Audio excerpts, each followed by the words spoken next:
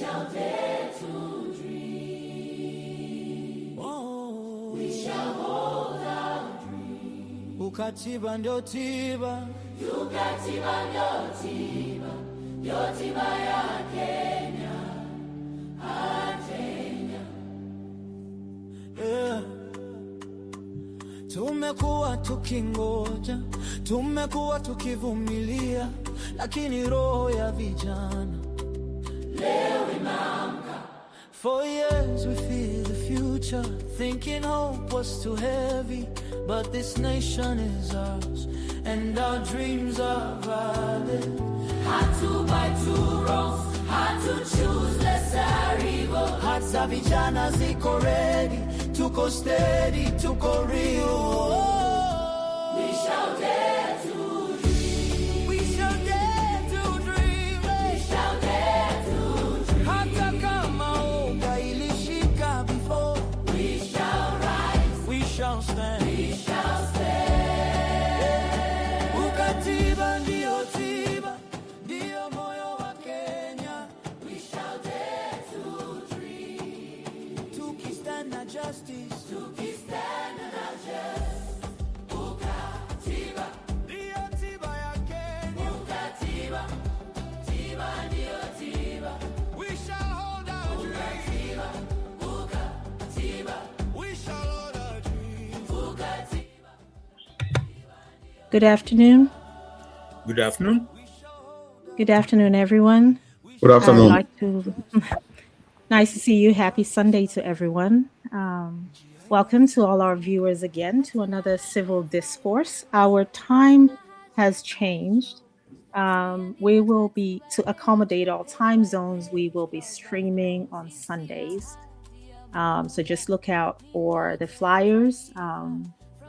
We'll be streaming on Sundays at 1 p.m. Central Standard Time, and we'll just check the time zone depending on where you're at. So today, I'll just let the panelists introduce themselves real quick, and then we'll begin.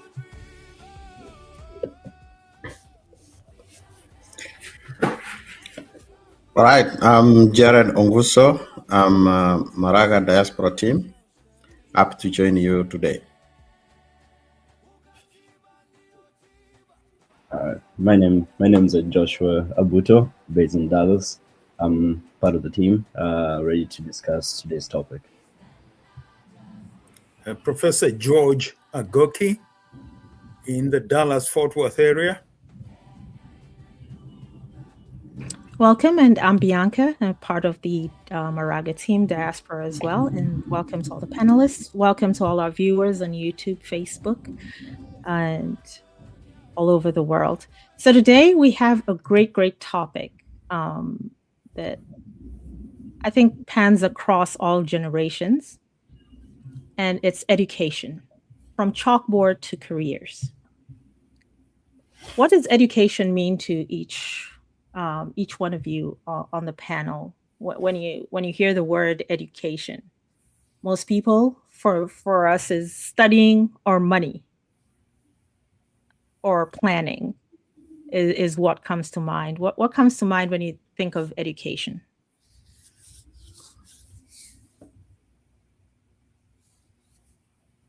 And anyone can take a shot at it.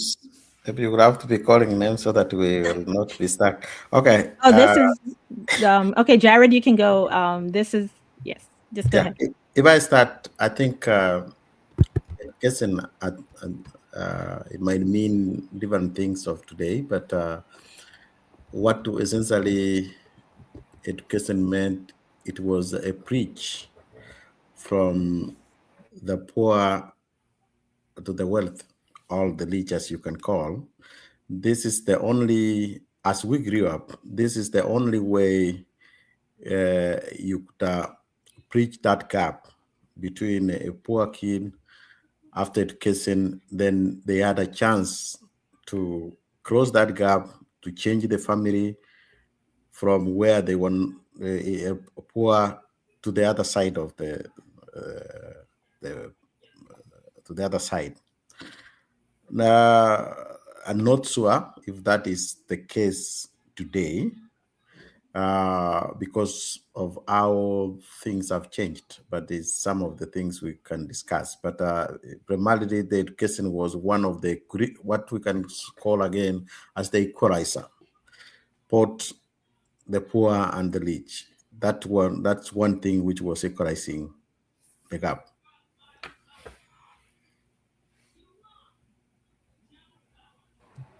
So an equalizer. That's interesting. Equalizer. Yes, Josh. Yeah, so just to follow up on that, I think education is basically the transfer of knowledge, whether it is formal or informal, and I think it is just set to prepare us for whatever.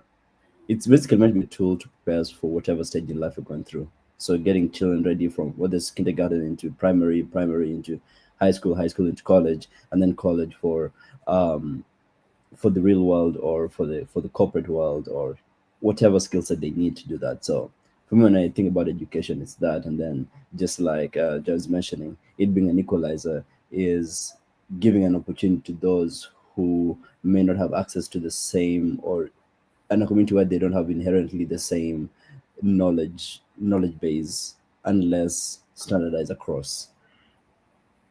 But yeah. And Professor, as an educator and as a parent, if you can weave us all together on what education really means. Education should be a change agent that lifts the vision of the learners and the community so that they are able to cope with the environment. All good thoughts, all good thoughts. So today we'll go real quick through what aspects are there and that go hand in hand with the reset, restore, rebuild, because this is one of the most important pillars in the Moraga campaign, especially that we have a generation that's younger, more vibrant. We have a lot of issues in the country dealing with education, jobs, careers. Brain drain is one thing we're going to cover as well today, because there seems to be an outflow. And let's see how we can then have an input and reverse the situation, and cover also AI. I know Joshua dabbles in AI a lot, and what AI means in the broader framework of education. So we'll go straight into the first section of it, and that's access and affordability. Jared introduced this very well. He said, when you think of education, it's an equalizer. All right. So the thing was, when, as Jared explained, education was the thing that got you out of the place you were to better yourself. So who gets left behind? Is education truly accessible across all levels in Kenya, or are financial barriers still increasing inequality? How do rising school costs, materials, and hidden expenses affect families?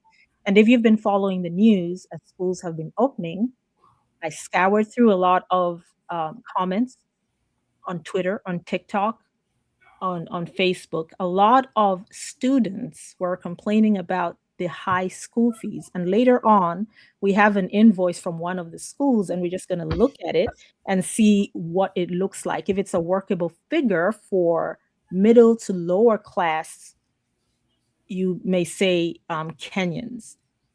Are current funding structures sustainable and equitable? For instance, in many diaspora nations, school up to the high school, all right, we're talking about from kindergarten or pre-K all the way to high school, is free.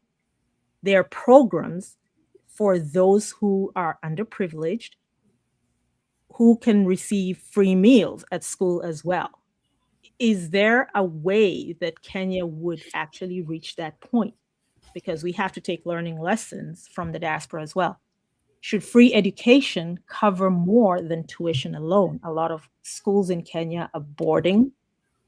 They are day schools as well. So what provisions, including transportation, teachers being paid, and all that good stuff. This is stuff on access and affordability. So let's just dive into it. And what are your thoughts? Well, fundamentally, we should consider, like CJ holds, that education is not a privilege. It's a fundamental human right for every Kenyan child. That's where we start. And if it's a fundamental right, and besides, historically, the three major, shall we say, issues that were being fought for at independence is ignorance, and that's where education comes in, disease, and poverty. So if we fight those, and we have been fighting those, education should be a fundamental right for every child born in Kenya.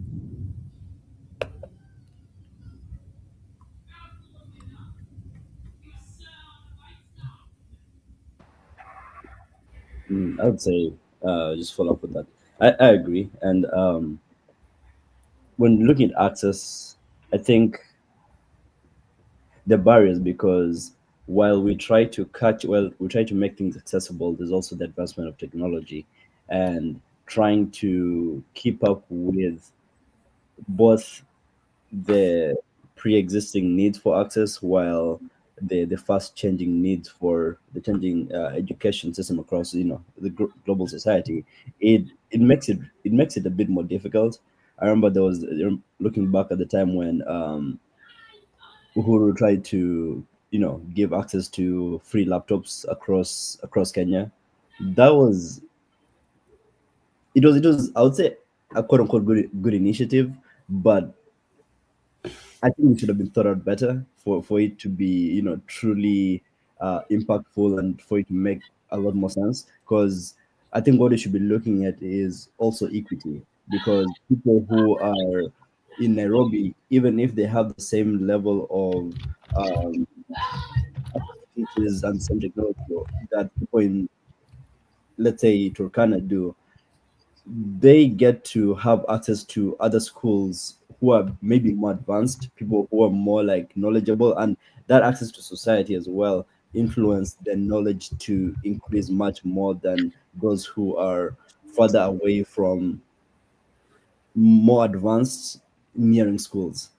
I don't know if that makes sense. Like, if the best of the best in Turkana may could possibly not compete with the worst of the worst in Nairobi, if that makes sense, just because of proximity of, like, let's say, education and whatnot.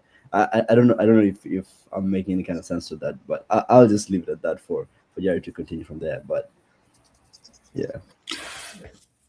Yes, if I follow up with what you're saying, I do think that one, where as a whole our country has been struggling, is proper planning and implementation of the so-called good ideas they come up with. If we start with the free primary education, which came with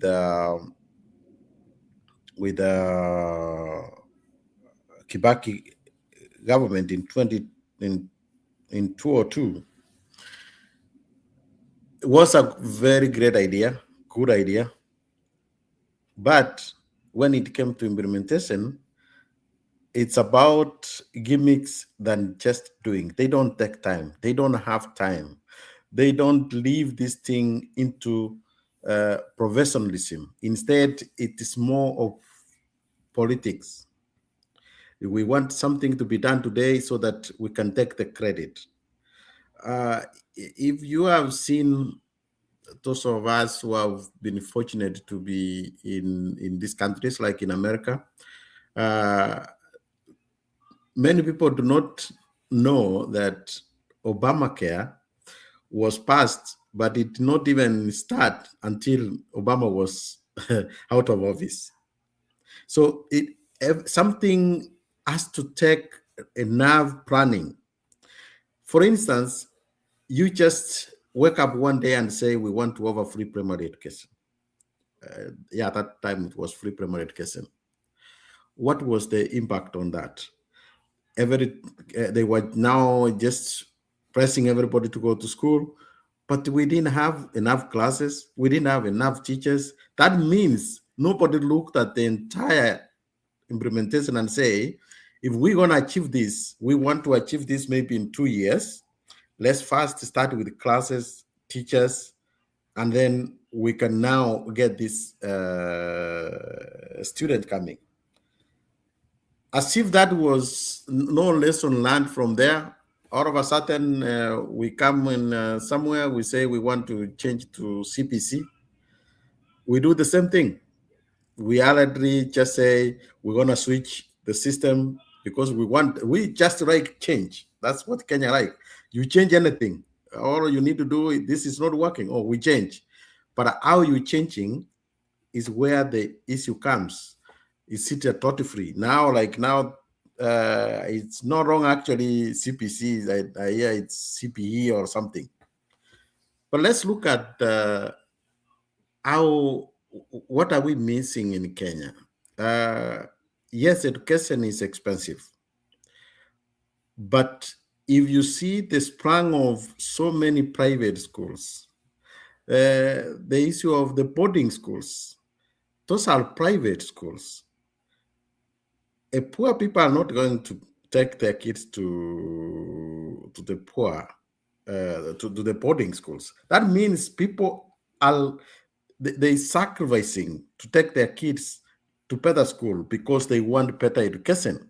And as I said, people believed that this was the only way to equalize. As an equalizer, they needed their kids to go to school. So if we could have even take from there and know that either the reason why kids were going to boarding schools, honestly, to these privates, is because our government schools were not doing better. So we could have started even how do we improve the quality of education. If we could improve the quality of education, then we could have saved somebody taking a kid to boarding and taking the kid to their local primary school. We have the provision of teaching itself. We have watered it down. It used to be a very respected profession. When we grew up, we were looking up to teachers. Today, even somebody doesn't want to do, it's like it's another second profession to the rest.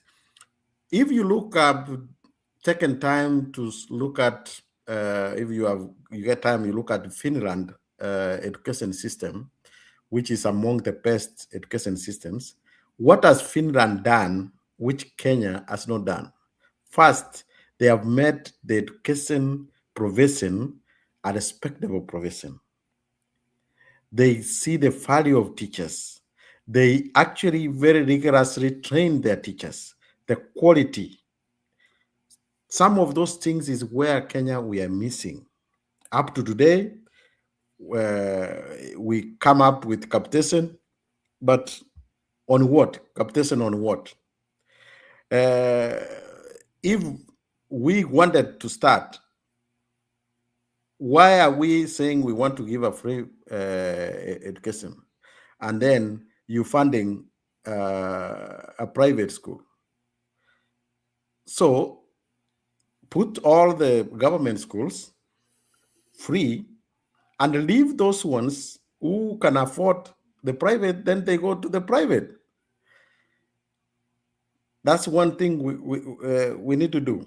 Another thing we need to do is, as much as we have tried to move from exam-oriented, in Kenya is more credential. You do your 8 years, or now I don't know how many years will be in primary. All those years are a waste if you fail at the last time was standard 8, let's say. If you fail the bridge from primary to secondary, you become nobody. The same way in secondary, what matters is the grade you will get in Form 4 going to the university, and those who are getting the degree. If we concentrate on the quality of education they're getting, the education which is more listening to the market, as we look the market today, then we can improve the system. There is a lot we can do in education, but there has to be an overall on that education so that we can now look at the funding you are talking about. Why don't we come up with all the money which is needed for a pure free education? Let's take even primary. What does a student need? Let's say 10,000. Calculate all the students you have, put that money out of the budget and give to the primary schools. Why are we having money coming from the government to governors, to MCAs, to members of parliament, to give back to the government again as a form of bursaries? Take that money, all that money, put together and say, this is what it's gonna cost to go into our government schools, government primary, government secondary, and public universities of the where you take other money to build the school, to classes, teachers. You can't have free education, as you say, but you don't have even teachers who want to teach. We should be paying teachers. And as we talk, I will come up with a suggestion on how we can deal with the teachers. I will stop there. All right. Real quick, I know you talked about money and how the KCP 844 system was exam driven, right? So they've moved over to the CBC, which is more or less built around skills, talent, and world readiness.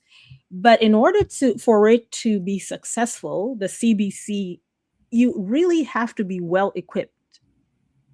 The schools have to be well equipped, because now you're talking about molding kids who have talents like in vocational skills and stuff like that. So I know when I was in school, I did shop, we did arts and crafts, we were gardening, we're doing home economics, we're doing all these things. But again, the schools were funded. We saw where the fees were going, or the school fees were going where they were supposed to be, where they were allotted to.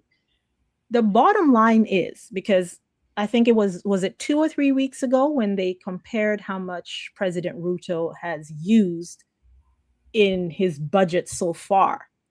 So far in his term, he has used almost close to more than what Uhuru had used for his entire first term. He has not finished his first term, mind you. That's budget-wise. Then last week or a week and a half ago, before schools opened, there was a problem where there were schools being given the bursaries and the money, but there were schools that didn't exist. I'm not sure whether that passed you over or if you saw that in the news. These schools, wherever they were being funded, but there were absolutely no students, but the textbooks were going to whoever they were going to. So whose failure is that? Did people make up schools? Are there shell company schools that politicians or rich people have? Let's be honest. The system is corrupt. So, and that money is being funneled somewhere and not going to where it actually is needed. Our people is part of the failure. We have to be fair also. I don't think that primary school, which is non-existent, is something which will be in the desk of a president. Let's give him a break a little bit. Because sometimes because of politics, you find that a preach which is fairing in somewhere in Seme or somewhere in the local, everything goes through to. No, we have also to set our expectations proper. That's why we have ministers. The ministry itself, as all of issues, all way to, I believe, counted question of issues. Those are the people who should be held accountable, because they should know if this school is existing or not. So it cannot be sit on a president. That one, the farthest as would expect it to be is to the minister. But let's look at this. A quick question, Jared. Yes. Just let me throw in. I love analogies, right? Yes. You're saying let's not blame the president, right? Yes. In your home, you're head of household, correct? Yes. All right. If something happened in your house, Yes. or there's a failure, your children don't go to school, Yeah. there's a problem in your family, or someone passes away, or someone needs money or anything, or there's a problem that needs to be solved between families or church or whatever, who do they look to? If No. your home is broken, don't they look at the head of the household to see how he's managing the rest of the house? That's a long analogy, because that one is very close to me. So let me take you. Let me use the same one. If my kids or if I have somebody helping, they broke a glass in the house where I'm at work, and nobody says, honestly, if I don't go to the kitchen and I don't count all that, how would I know that we're missing a glass? So there is a channel of the reporting. So that means there is somewhere where there was a breakdown. So you don't expect to know everything. That's what I mean. I'm not saying that they don't take, but you don't expect to know up to that small level. But they are people, okay? If something happens... Sorry, Jared, and therein lies the problem. Yes. If you don't keep your eyes on the ball overall and have your meetings, you're at the head of the household, know what's happening even at the bottom level in some way, you have to have hawk eyes, essentially, is what I'm saying. And if you're seeing a systematic problem, for instance, in the country, let's not give him too much leeway, because he sees the news. The teachers are not going to school. They're not being paid. They're closed. The school fees is too high. Come on now. Okay. Look at this. He has. At what point why are you giving him so much grace? Look at this way. Let me honestly. Let's bring it closer home. Yeah, let me tell you, because there's what they say. Most of people have won presidents like Ruto and Uhuru won. Then when you get there, you look at what is ahead of you. The president has a lot of things. And the reason I'm saying this, I don't want my president, CJ, when he gets there, then you expect to start asking why somebody did not go to school at the local. So we will put the systems right. The president needs to look the country in holistically. They are outside threats for the country. There are things. That's why he has ministers and he has all this. So the reason I'm trying to put this is that if we stop passing blame from where it's supposed to be to way all the way. Like now, let me give you a very good example. There are no medicine in our local clinic. Like they say, there is no medicine in the hospitals. Do you know that the national government only are responsible for level 6? So you don't see them saying, where are our governors where these are supposed to be? So let us give a blame where the blame should be. Before you get to the president, where is our minister to tell us why the funding is not done? Okay, if you leave that, where are the members of parliament? Because, in fact, that's where the problem, our biggest problem is the representatives who are now misrepresentatives of people. Remember, before, and I was telling somebody that before, the government we used to wait for, I believe it was June, we wait for the government to come and read the budget, and then that's when we would know if there was a addition of sugar or what was happening. The government was deciding what to do, and they only tell us.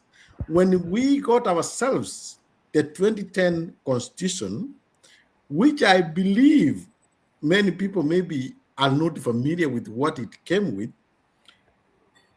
the budgeting process and everything is done in Parliament. In fact, when I hear people say Ruth has spent so much money, you are asking a wrong person. The people who pass that budget, the people who allocate the resources of Kenya is the members of Parliament. They go through line by line. They say, this is the amount which is going to go to the education. Their work is to follow that the government has done exactly as they passed the budget. So we should be asking, did the Parliament pass a budget that this money is going to schools? As the government, why the government failed? So the failure of our members of Parliament, which still they live in the old constitution. You see a whole member of Parliament going to State House that is looking for development. Which development? And you are the one to allocate the development. So that is where the problem is. I want to stop there, but let me answer also one thing. You say that there's been clips going around that Ruto has used more money than Uhuru. It's not clips, Jared. It's actually the news, okay. and it's the budget is right.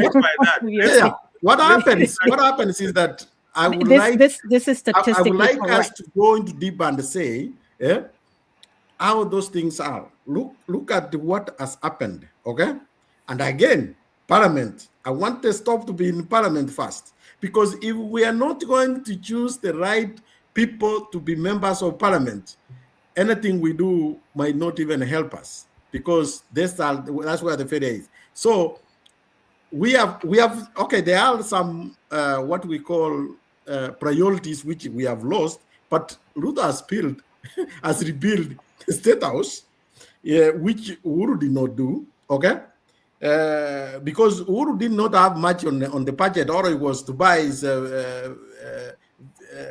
kutengeneza uchi kidogo tu, but they are everywhere now. Even a county, each county you hear, they're asking for a state lodge. That money comes from where? From the president budget. So how many? So you have to compare those things also, if we have to be fair. But who is in charge of making sure that those things are allocated right is Parliament. That is where the problem is. If Yes. I get a chance to speak to this, it has been verified that the president we have currently bribes and buys members of parliament to do things the way he wishes. And therein is the problem. That derails the entire parliamentary system. So that is point number one. Two, the president, the current president, President Ruto, doubles up also as a business person and is interfering with every sector of life in Kenya. Also, he is building a university in Eldoret and therefore muzzling issues of development of the Moi University, which was doing very well up until recently. So we must apportion blame where it is. If we had a president who removes himself from parliament and leaves parliament and the judiciary to act independently, we would have scored big.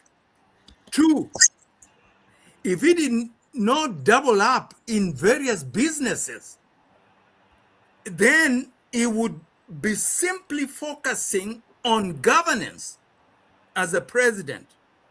Now, the expenditure that was cited here is what is allocated to State House, and is spending much more, like the comparison shows there, than the previous presidents. So it's because of misplaced priorities. The president should be doing governance, rather than mixing up issues where he goes to the extent of campaigning from State House, mixing up development, which should be channeled through other fora, and he becomes the champion of doing these things from up to bottom. There is an issue I also don't want us to forget. If we talk of education, we must also stratify our education. So we have basic education, that is elementary education, all the way to university education. Each of these require different models, and they require different funding. I'm glad that Finland was cited. I've had a privilege of being there and doing some work there. That's a story for another day. But we must also learn from Scandinavia, all the countries in Scandinavia. They're the most progressive socially, economically, and even in education. Now, in particular, very recently, Sweden has kicked out all these advanced technologies from the classroom for elementary education particularly, and they have gone back to pen and paper, pencil and paper, to educate the young minds. It is not the technology. So I'm glad that what President Uhuru was going to introduce failed, because we are trying to copy things and bring in technology which is a misfit. Even where you don't have electricity, whether you use solar panels or whatnot, and you are introducing tablets, first teach the basics using pencil and paper. Even writing on the ground in the dust. That is how some of us went to school, and we were able to excel. Educating people takes good planning, and that is where we have failed. We keep changing systems. We keep copying things that should not be copied, when we have individuals who are capable. Where President Moi excelled, and that is how Kabarak, which started as a high school and what have you, and now is a good university, progressive and very successful, is because Moi was an elementary school teacher. So he knew the basics of education and what a good education system should be. He knew that. And thanks to his foundations that he built. And we have had people who have gone through Kabarak and they have excelled. Is one of the success stories in Kenya. But where have we gone wrong? Where we have gone wrong is an attempt to experiment rather than to do the needful. In fact, I was always astounded by the fact that we send the poorest students to educational institutions to study to be teachers, whether you are talking about teacher training colleges or even universities. It is those people who have not succeeded very well, who are at the tail end, who are taken to education to be educated as educationists to teach others. And that has always troubled me. So if we are going to address this issue when CJ's government comes in, is to overhaul the entire system and start afresh using basic transparency, predictability, accountability, and good management. That is what should be done. The current system of governance, straight from State House to the teachers and even the cabinet secretaries and parliament, have failed the country, Kenya. Thank you. Okay, quick figure here. Who wants to guess how much was used? And Joshua, you can take this away after I just give this number. So in the 2025-2026 fiscal year, Kenya spent roughly 702.7 billion allocated to the education sector alone for that fiscal year for 2025-2026. They break down the money into like three major portions. Teacher and service commission, the salaries is the biggest portion. And then they have the free primary, junior, and secondary education funding. Free is the second tier. And then university and higher education support and infrastructure training curriculum rollout of the CBC. So that 702.7 billion is supposedly supposed to be able to fund the school system well. So far, we've seen that teachers are not being paid, and the members of parliament, your members of parliament, Jared, threatened by July 2026 to scrap school uniforms because they feel that the cartels, the uniform cartels, are taking advantage of parents and underprivileged students. I'm not sure what the logic is behind that, because school uniform, number one, for discipline purposes is a good thing. That British system for school uniform is the greatest way to go. And before you all continue, because we do make comparisons with the diaspora, I'm not sure why Kenya has this. And since our president went in, he has had this affinity of doing what the diaspora is reversing themselves from doing. He started dabbling into the GMO products and stuff like that, where the diaspora is reversing and going back to natural and trying to do organic. And he went totally the opposite way, which we'll discuss during agriculture. Now they want to scrap uniforms, when in the diaspora, a lot of schools are now looking into going into uniforms. So why is it that, why mess up a system that was working initially? When we continue the discourse, as you all continue, and I know Joshua is eager to, the system is good.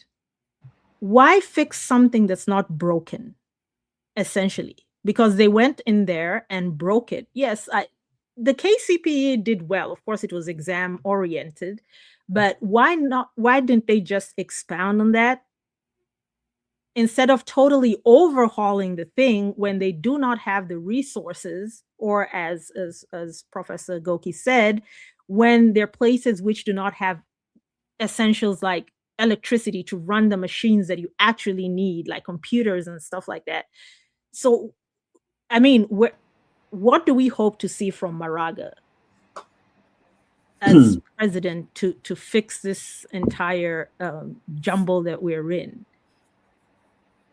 All right. So before I get into the last part of your question, I think I'll jump into different parts of what we've been talking about, and then I'll eventually get to that. I think what is fundamentally broken within our system is three things: integrity, patriotism, and lack of meritocracy. Right. And when I talk about patriotism, I think this is something that I brought back a couple of lives ago, in the sense that we are at the point whereby everyone is individualistic. We've been so lost within the whole idea of capitalism that we don't realize that we are Kenya. As an individual, yes, you're an individual, but like we are the ones to build Kenya to what we want to be. Yes, we can be the strongest people online. Yes, we can be, we can say how great Kenya is, but we are not building Kenya to its true potential. We are still in the mindset of it's our time to eat. So every time someone comes in office, instead of thinking about let me build a system that will outlast me, they're like, okay, how can I build my name with the resources that I'm about to get on this platform for me to get reelected and keep being in power? And as you can see, and this is globally known, Kenya is one of the what do you call Kenya has the highest earning politicians, and this is well known. And I don't understand why that's not the case. And just like I think it's Prof or Jared mentioned that we need to be paying teachers much better. And I think this doesn't just stop at teachers, but this should be going across all industries, whether it is the nurses, the doctors, any service industries that should be the backbone of Kenya. It should be well paid. When it comes to the public sector, it should be a public service, not a get rich quick system, right? And I think that's where also our integrity also comes in play, whereby you don't care stealing tax dollars. You'd rather start now figure out how do we get more money from taxpayers by increasing the taxes they pay. Yet they're not even there's no increase in people who are getting employed. Employment has always been really crazy. Like for the last time I checked was like 40% plus, if I'm not mistaken. And that's just because there is perennial unemployment in the entire country. And I think that's now comes to the whole point of the education. Is it failing us? And I think the purpose, like I mentioned before, the purpose of education is to prepare us for the next level. And I think we need to reverse engineer to make education effective. Kenya already has great, like, people are passing. And this is something that we've also seen in the global news, whereby we see so many Kenyan people doing classes for people in the diaspora, people in America. People are getting multiple degrees under other people's name just because they're professional educationalists, and that's all they've been prepared to do. And the reason they opt to that is because there's no opportunities for them to build a country. If we're able to force people to be able to, if you're able to create an environment of employment whereby we have more high incoming people, we'll have easily more taxes being paid because there are more opportunities, more people making a lot more money, and that money can now go towards the development of Kenya. But they don't see it that way. When we look at like making deals with countries outside of countries outside of Africa itself, because most of the time that's what we do. Let's look at SGR, for example. Instead of making a deal with China to tell them we only need your engineers, let the manual labor be from Kenya because you already have high unemployment. Why are we bringing foreigners to be doing the manual labor that has no skill set? And they're not going to be paying taxes to us. They're going to be paying to them. And we're getting a deal that's just messed up. That's just being counterintuitive and not being patriotic in itself. They would never do that to their own country, but we are willing to sell our own people to get those deals because we figured out a way to get some money, and that now drives to the whole thing of meritocracy. All we have is people who don't fully understand how can you develop Kenya. They just know the previous system that has been in existence, and they just want to maintain it or grow it to survive in their own way. They know how to to make it work for them, but they're not thinking about the full potential. And a lot of times the true experts, the true people who truly have the capabilities to develop Kenya, they go to other countries where the skill set are going to be valued. For example, when we did the Nyayo car, right, the engineer, it was a very good proof of concept, and if it was government funded, would have been able to like get more money, more income with that. But what happens after that? The engineer was taken by the Japanese or Chinese company to be able to continue building that. Why are we not looking to follow through? Because we are a very good Commonwealth country, but we need to be a good independent country, right? We need that independence of thought, independence of development, whereby we're not just trying to emulate what's in the diaspora and making it think that's going to work in Kenya. Not everything's going to work in Kenya. America is still trying to emulate what M-Pesa looks like. That's the whole idea behind Zelle, for example, right? Devolution, why it began, it's a great concept, mind you, but was it a must? Not necessarily. Now that it's in play, has it been affected positively on water? No, it hasn't. And now that we're going into that, I know Jared mentioned about the ministers and whatnot. Ministers are an extension of the president.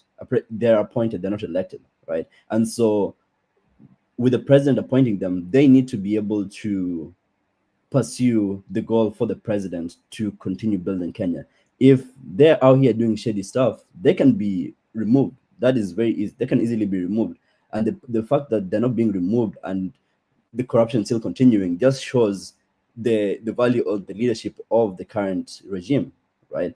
And I know I'm going to bring this to what's it called, to a different candidate, which is Matiang'i. When Matiang'i was the educational minister, we saw how that went. People feared being corrupt with that. Like, people out here buying buses instead of fixing toilets and whatnot, and that was the kind of integrity that should have been put across, right? And now boiling it down to now what CJ would be able to do, I think, with him looking at both the letter of the law and caring about Kenya and wanting Kenya to go to the next level.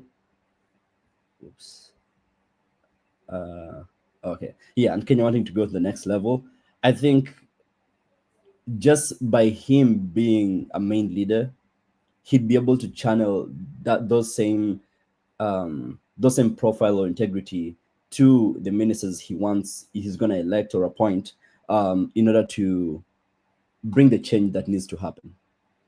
I don't know if I've answered a bunch of the questions, but yeah, back to you.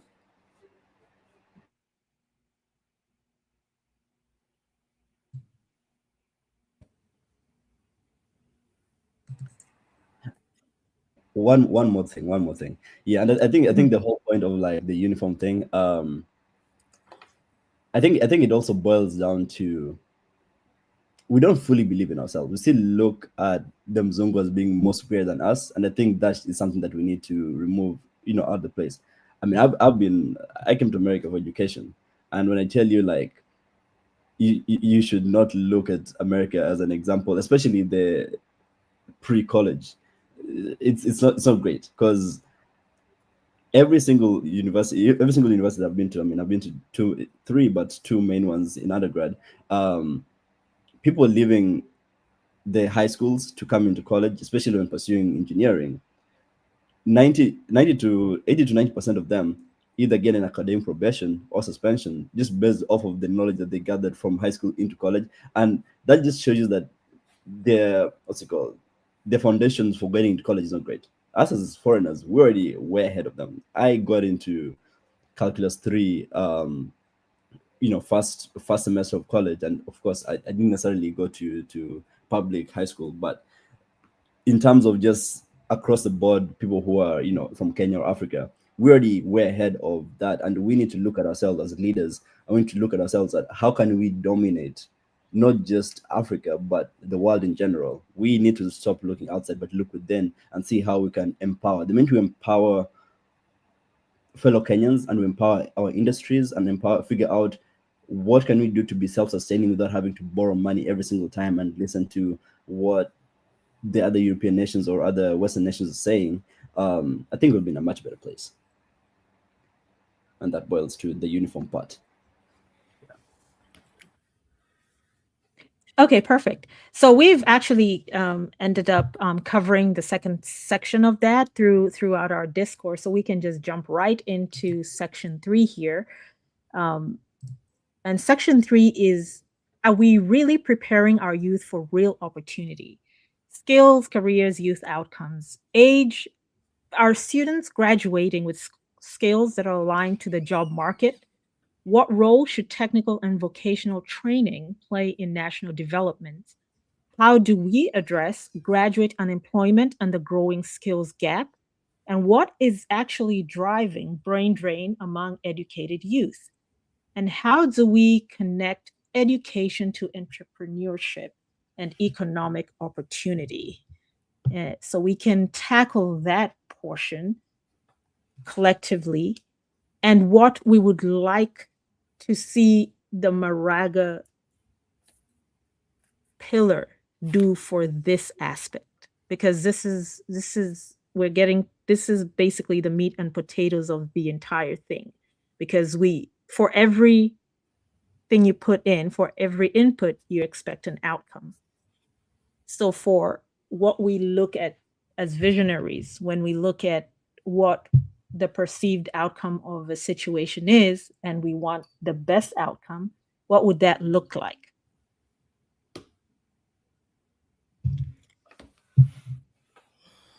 I'll just make mine really brief because I know I've talked quite a bit. But I'd say if we can stay true to the idea of Kenya Kwanza, I think that'll be a very good idea. And when I say Kenya Kwanza, it's like putting Kenya first in everything. I think that'll be the most crucial step to everything, because once we prioritize building Kenya and developing Kenya, in every deal we make with whatever trades, whatever relations we have, the minute we put that first, I think we'll be able to advance that. When you bring in multinational corporations in Kenya and telling them, hey, you have to pay your taxes here, not back in your country. Or if you're paying in your country, you still have to pay them here. Or like you have to hire, a certain amount of people from here with a cap of how many international people, you'd pay. With how many international people you'd bring in, I think that'll be very crucial towards building Kenya, and what I'd hope that Maraga does. Back to you guys. I think the listeners, we have hope, of course, that things can change, because, as they say, the fish slots from the head. What we think we are missing is a sense of direction, how we should do things. All these things you are saying about locals, work, and all this, guess what? All of these were taken care of by the Constitution. Our 2010 Constitution says even as local as even government tenders, 30% should be youth and women.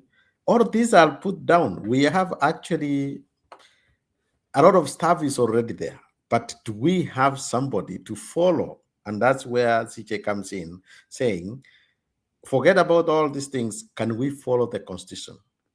Because we had gone through all these things. And that's why when we were changing the Constitution, is because we were looking forward to how do we guard ourselves among those evil things which were happening. The only thing we forgot that these are the same monks we were changing only the forest. That's why they are not able to change. Every regime you see will be the next one again, changing now the colors. These same parliamentarians who have failed us are the same people you see now singing either one term, all this. You wonder, what are they going to do which they are not able to do today? When Prof was saying about that this current government or the president bribed the members of parliament, what does that tell to our members of parliament? To me, I don't want to sound an alarm. There is a bigger problem which we are even taking ourselves than we think. Can you imagine how the country will be when 2027 or 2027 comes August, and Ruto is the opposition leader with over 100 members of parliament? It will not matter who is the president. It will be difficult to rule the country. Let's pause there and think about it. We have had an opposition leader, the former Prime Minister, the late Raila Amolo Odinga, who had an immense powers. But one thing which he had is that when things go so far, he was able to call his troops. When Gen Z went to 2024 and things were looking that the country might go to somewhere else, he had to come in and see how he can help. Today, if we get ourselves there, do we have somebody? Will William Samuel Ruto, the president, call the troops? So as these people, everybody keeps singing this, if they don't think about that we have to change. Why am I saying members of parliament? We not only say we want to change the presidency for Maraga, but also the people is going to work who have integrity.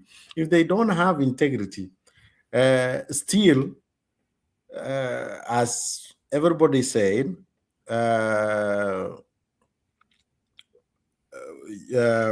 Prof was saying that the president allegedly is owning everything in Kenya, all businesses. So he still have the money. With all these corrupt members of parliament, you put them back, he would buy all of them and impeach even a president. That is the scenarios we are looking into. If we have the right people from the MCA, if you have the MCA, they can, with integrity, they can hold the governor accountable. If the governor will not do the right thing, they will impeach the governor and have the right person. That is how important to have integrity, people who can stand for integrity.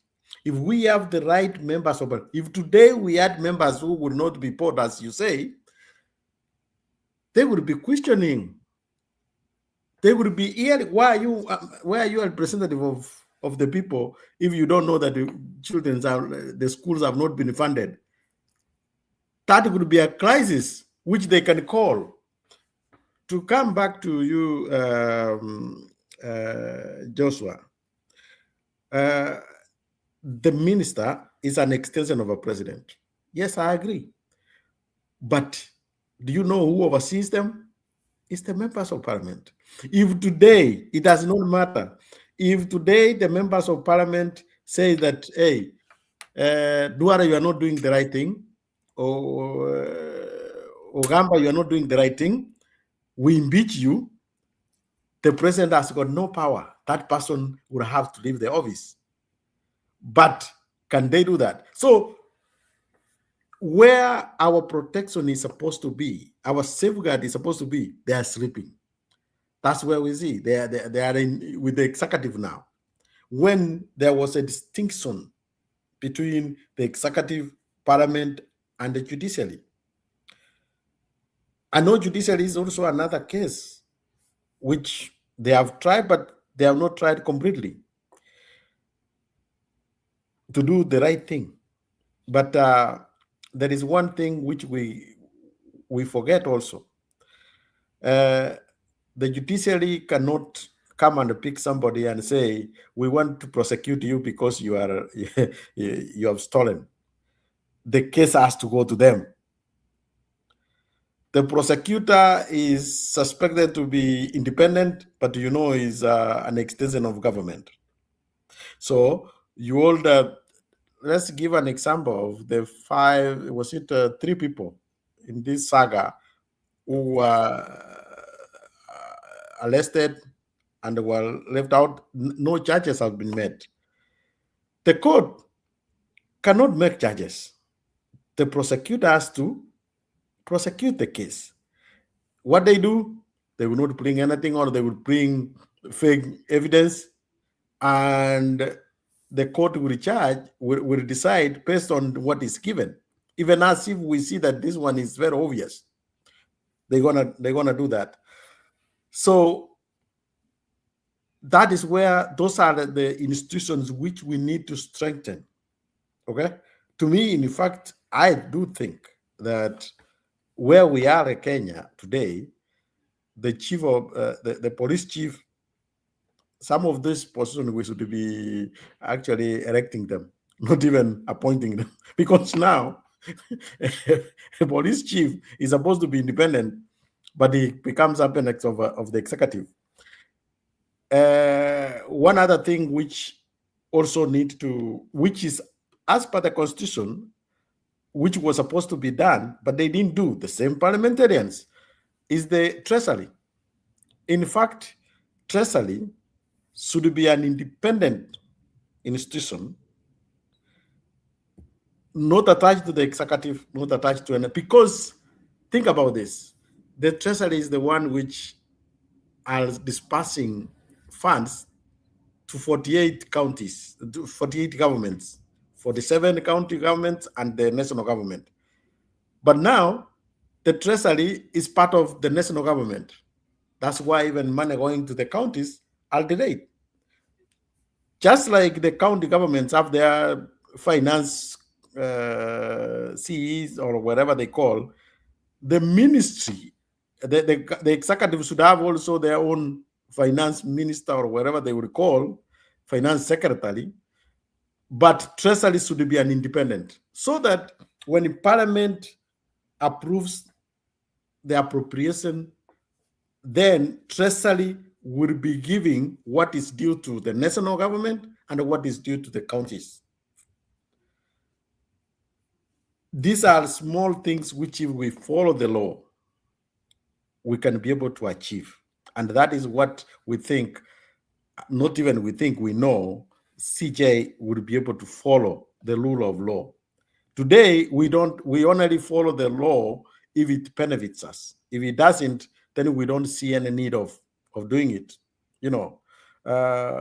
So we have to follow the law which we made for ourselves. As I've told you, many of the things, challenges we have is already covered.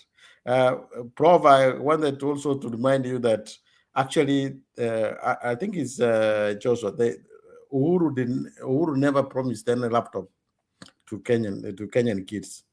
Those tablets. All tablets, he did not. At that time, Uhuru had already taken some Uji. It was the same president,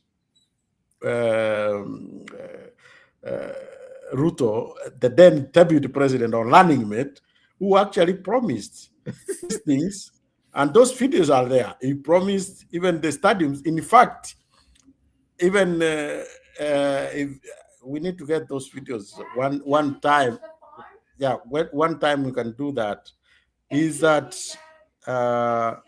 just a moment? All right. So I just wanted, I'm not sure if you're. Oh, okay. Were you responding to? I'm finishing Jared, up. or? So, okay. If you see when he was announcing those stadiums and the laptops or tablets, the president was just looking aside, saying, "What are you doing?" But it was politics. He knew he can do that, but we Kenyans, we still knew that there were no stadiums. 6 stadiums were not there. At least now, after 15 years, you're gonna say there is one stadium at least. All right, thank you. Well, we are very unfortunate, in fact, even around the world, in the sense that those who come into political leadership actually don't go anywhere to study how to govern a country. They simply fight elections and they come to be elected. Some to enrich themselves, and we have plenty of examples. There are very few honest leaders, particularly where there are no checks and balances. In fact, historians are going to write and indicate that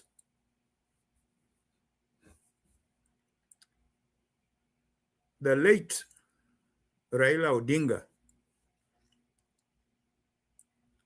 whom we are praising now to have saved our country, is one individual. When you study history carefully, he was really afraid of being president. He was really afraid of being president. We have actually not had a good president.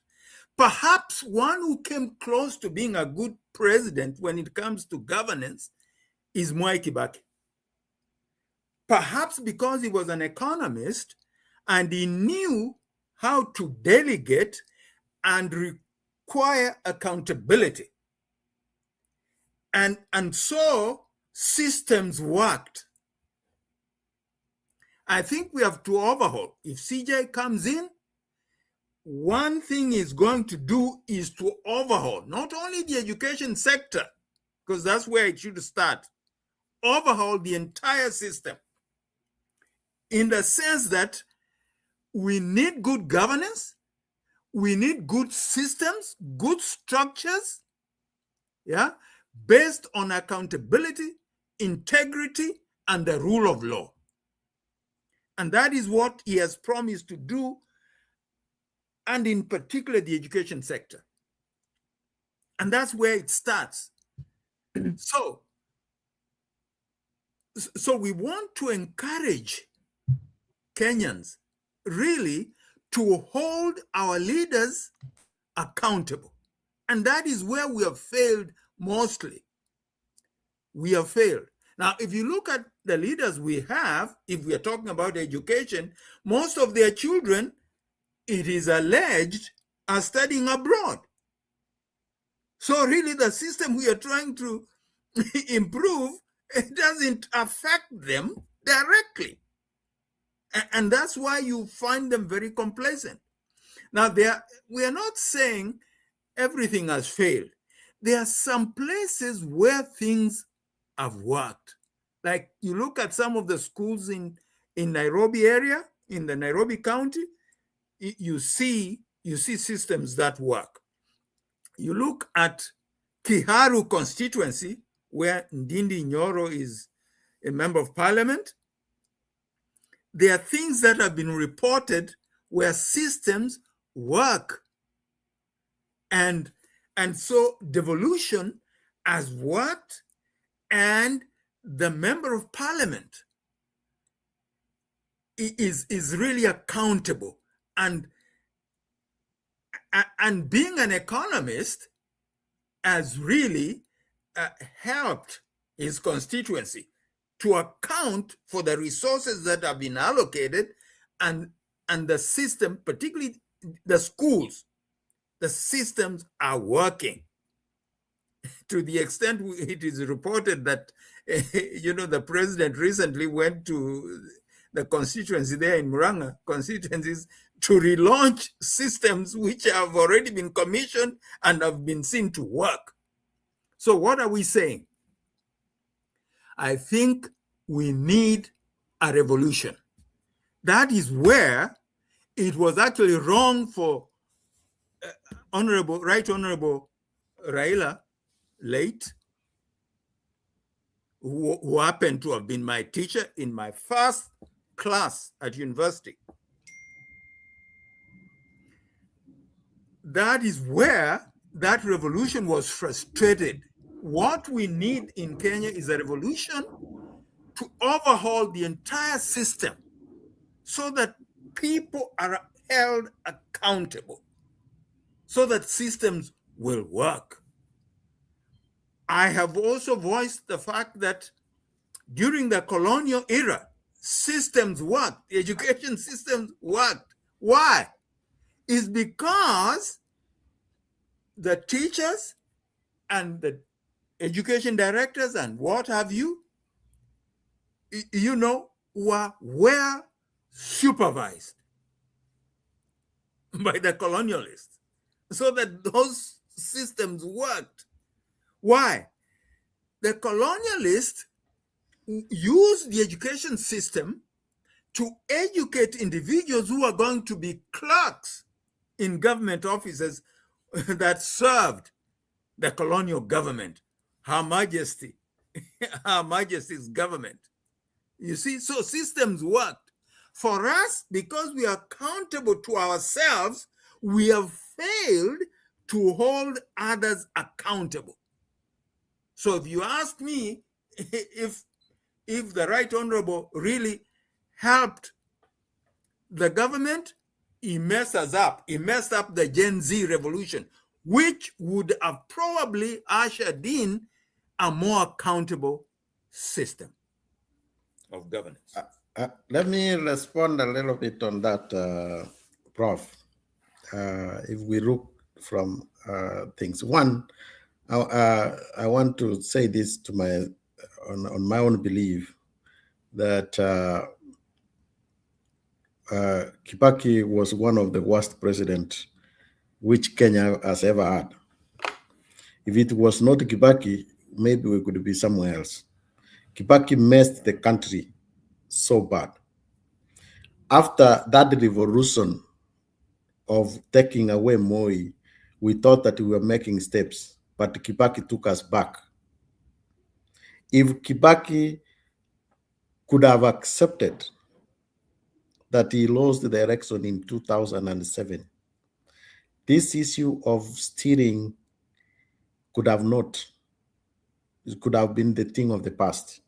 So under Kibaki is where we saw a lot of scandals of stealing, is where we saw 1,000 people of Kenyans die because he wanted to stack with the power. So I do not count Kibaki as being any better than anything. In fact, most of those good things which happened, it happened under a coalition. How they called that government, whichever the government, where they were actually supposed to share power. Nusumukate. Yeah, Nusumukate. Where if you have to pass that credit, look at the ministers who were there. Look at the people, the Karonsos, the Rairas. Those people who were there, they were almost at equal par. Not today when somebody can fire you. Those were the cream of people. So that's why maybe things might have worked at that time. So let me leave that aside. That to me, I think Kibaki, through his doing or non-doing, messed us up so terribly. Okay. Now coming to what you said, and that is what now we were trying to see, what we're trying to do, the repalation again.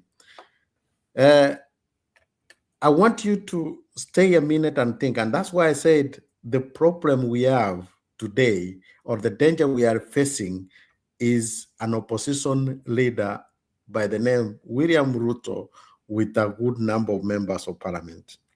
Let me ask you, in 2024, if Raila could have not come in, what could have happened? Do you think that, let's say we chase him out, were we going to chase to let Gachagua take over? Or were we chasing him with Gachagua for, who is this guy, Wetangula, to take over? We didn't have an alternative. That is why in the wisdom of Raila, he said, yes, we can do the change, but let us not go to the military way. Let us take the change at the parrot. He has given us an opportunity to make the change constitutionally today. So the youth were given an opportunity. Let us seize that opportunity and make the change legally through the ballot. But if any government which has gone down to come back is that there's, and as somebody has said, anytime the military takes over, the constitution stops to function. It's set aside.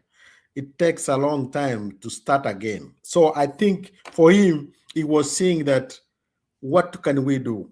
He gave us an opportunity. So if we call him messed up or what, we still now have the opportunity to do it legally by voting him out. But saying that Gachagua was going to be an alternative, I don't see so. So at least we have a country which now we have to choose the leaders we need. Now, this is what you talked about, Nyoro. And this is where these members of parliament take us for a ride.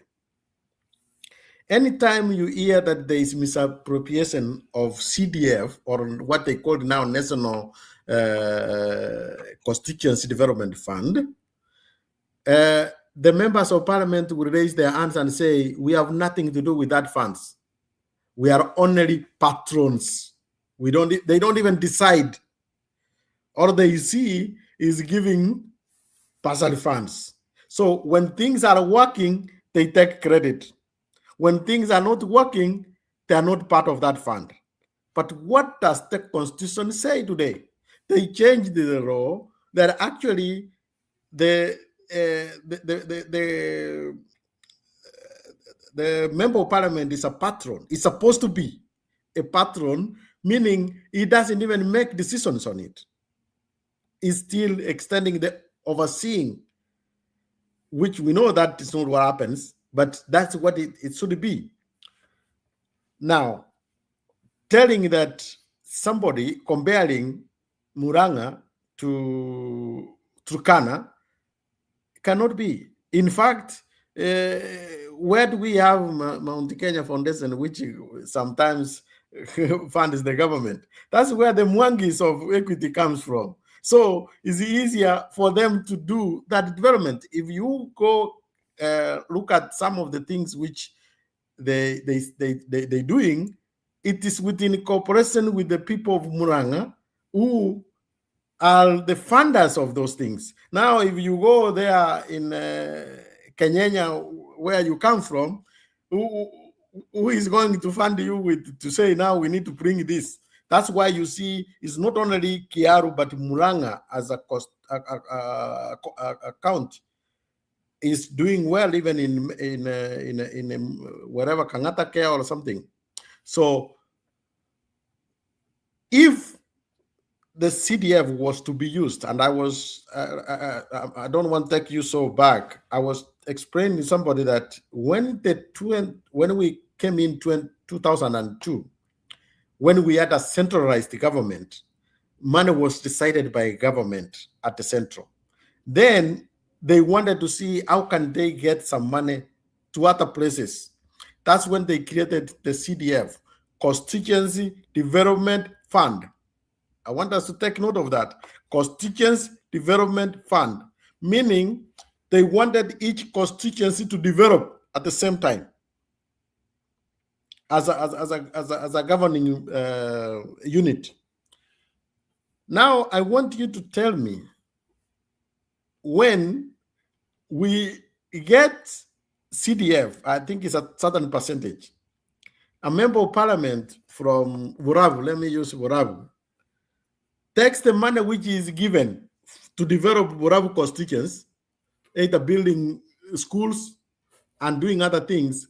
When my member of parliament takes that money and sends a check to Alliance School for the kids which are going there, how is it developing the constituency?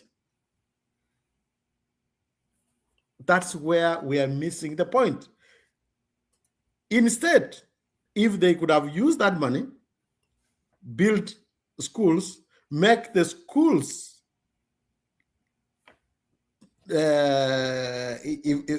reduce their school fees. The good example, as you said, I think in Muranga, they're saying Kiaru, they are paying like 500. Yep. That is now a development in the constituency. Why are you worried again to pay to already a constituency? There is somebody in where Alliance is. There is a member of parliament there. So you are bringing money and taking it out. That is where the catastrophe we have today. But things need to be balanced out, because if the students came from Kenya, for example, and they went to Alliance, and the monies are going to support them in Alliance High School so that they can do well as they progress in their education ladder. There's nothing wrong with that. How is that a constituency? How have you developed the constituency? You are developing candidates from the constituency who are attending alliance. No. You are developing that individual. That's why we have to look at this from a reality life.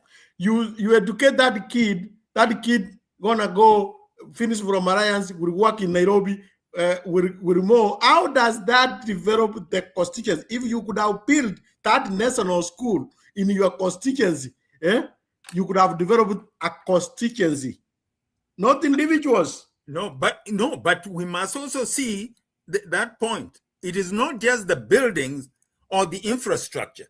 You are also supporting constituents, students, so that they can excel in good schools. If you don't have good schools in your constituency, already the school is there. It is debatable. There is no foolproof system. You see why we are saying the free education? Yeah, that's now not free. Okay, if we wanted, that's what we're trying to come away from. Don't look at individuals.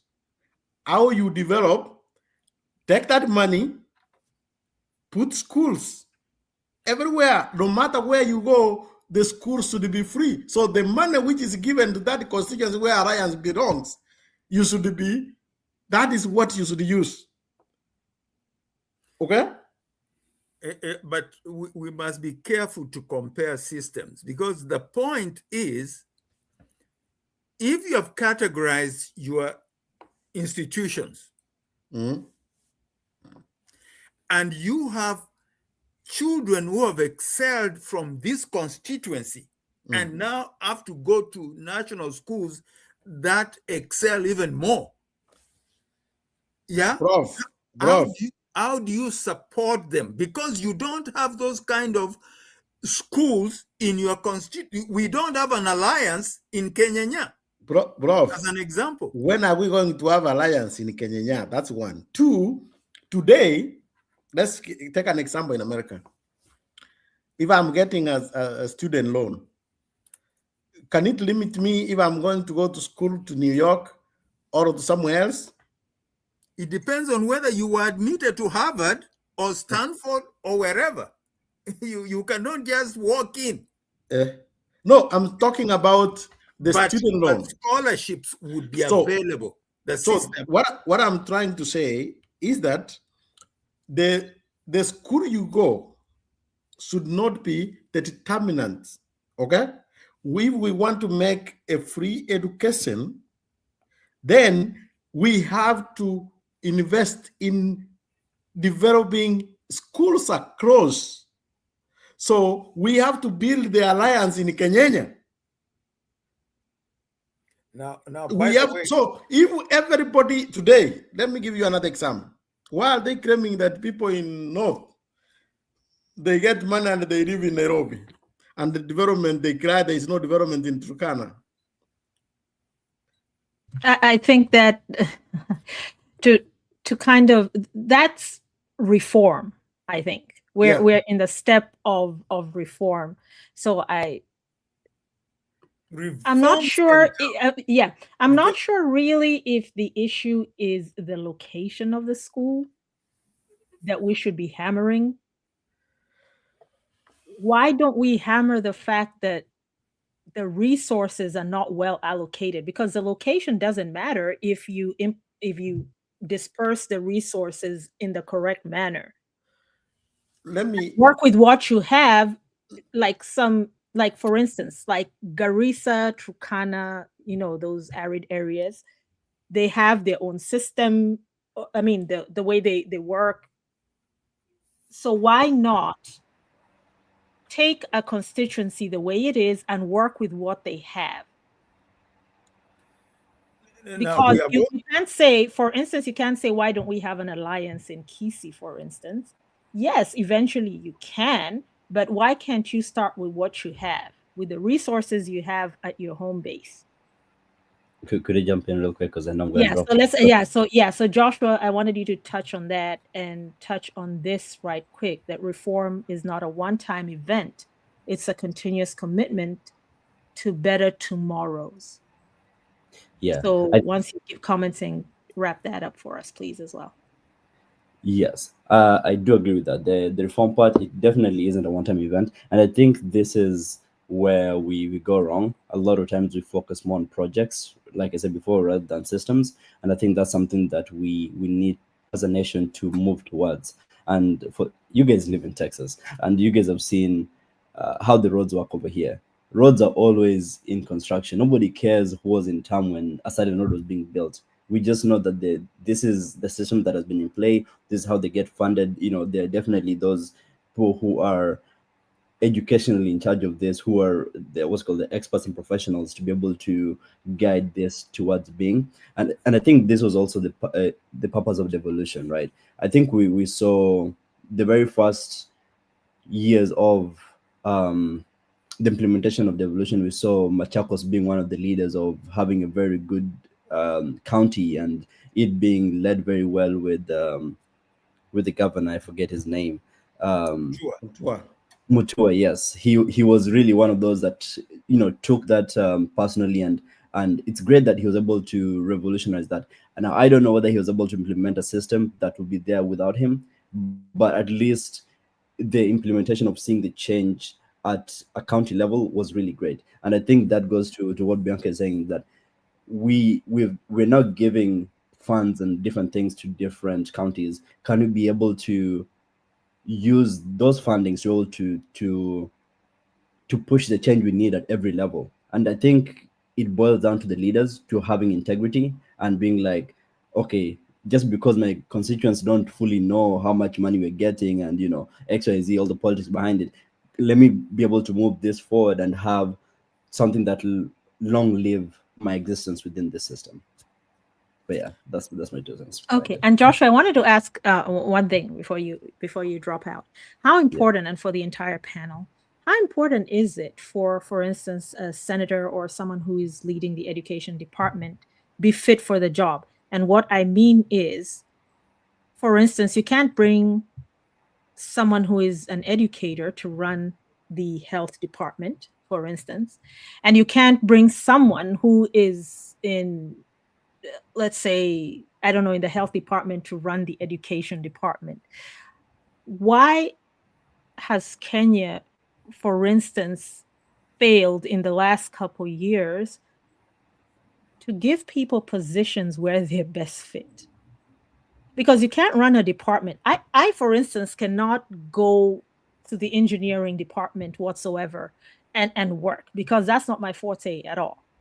It's not my thing. I won't touch it. I'll give, and even within the campaign, how we work, everyone has their strong points, and we give everyone their, and we don't, overstep, or we know that's that person's department because they're strong suited there. Yeah. How important do you think it is for educators to be well vetted, for instance, because you can have teachers who failed, and because they know somebody, we know Kenya, how the system works. You know somebody and you are employed, but you're churning out kids who are not learning because you're not, per se, you're not qualified for the job. It's just give it what it is. And then you have someone who is running the bursary departments and the curriculum-based departments who have nothing to do with anything. For example, Karen, what's her name? Karen Yamu, the one who was put in education the other day. Is that her name? I always confuse her name, because she had a pushback on AI. She was saying AI. In fact, they were going to say that they're going to fine people about 5 million shillings if you abuse AI. Yeah. Could I jump in? What's her name again? Remind me her name. It's Karen Nyamu, I think. I know we have Karen Nyamu as a senator. Yeah, yes. She was the one. So she was actually pushbacking on the AI and the innovation sector. So that's what I'm talking about. So Joshua, comment on that. Yeah, you're actually right. That was about a month ago. She was trying to do the AI bill. So I think yeah, it goes back to the whole meritocracy idea, whereby we need to stop politicking the future of Kenya and actually be what's it called, intentional about how great we want Kenya to be, right? A lot of times the reason why people who don't have the qualifications get put in office is because you're trying to please someone, you're trying to be in favor with someone. But if we just say we don't care about your feelings and we care about the future of Kenya, then for me, I think that would be a great move towards actually having the change that Kenya needs to be. And that will be not just a change developmentally, but that would need to be a cultural change. Because this whole thing of having to please, having to be in favor of, it's become such a culture that we are making it really hard to stay away from. And it boils down to also it becomes Achilles heel on the development, because unless you're qualified for it, you truly can't advance that particular sector, because you don't fully understand the foundations of that sector. For example, education, you don't fully know what you don't understand what pedagogy means. You don't understand what the needs of teachers to be able to fully meet all the needs. We have people, kids who are uh, I don't want to say disabled, but like not fully able, being in need and need some form of assistance. And if you can be able to have people who fully understand the full spectrum and who understand the foundation and the spectrum of it, they can be able to now innovate to find new and better ways to be able to meet those needs and take Kenya forward. If you don't understand it's just like building a house.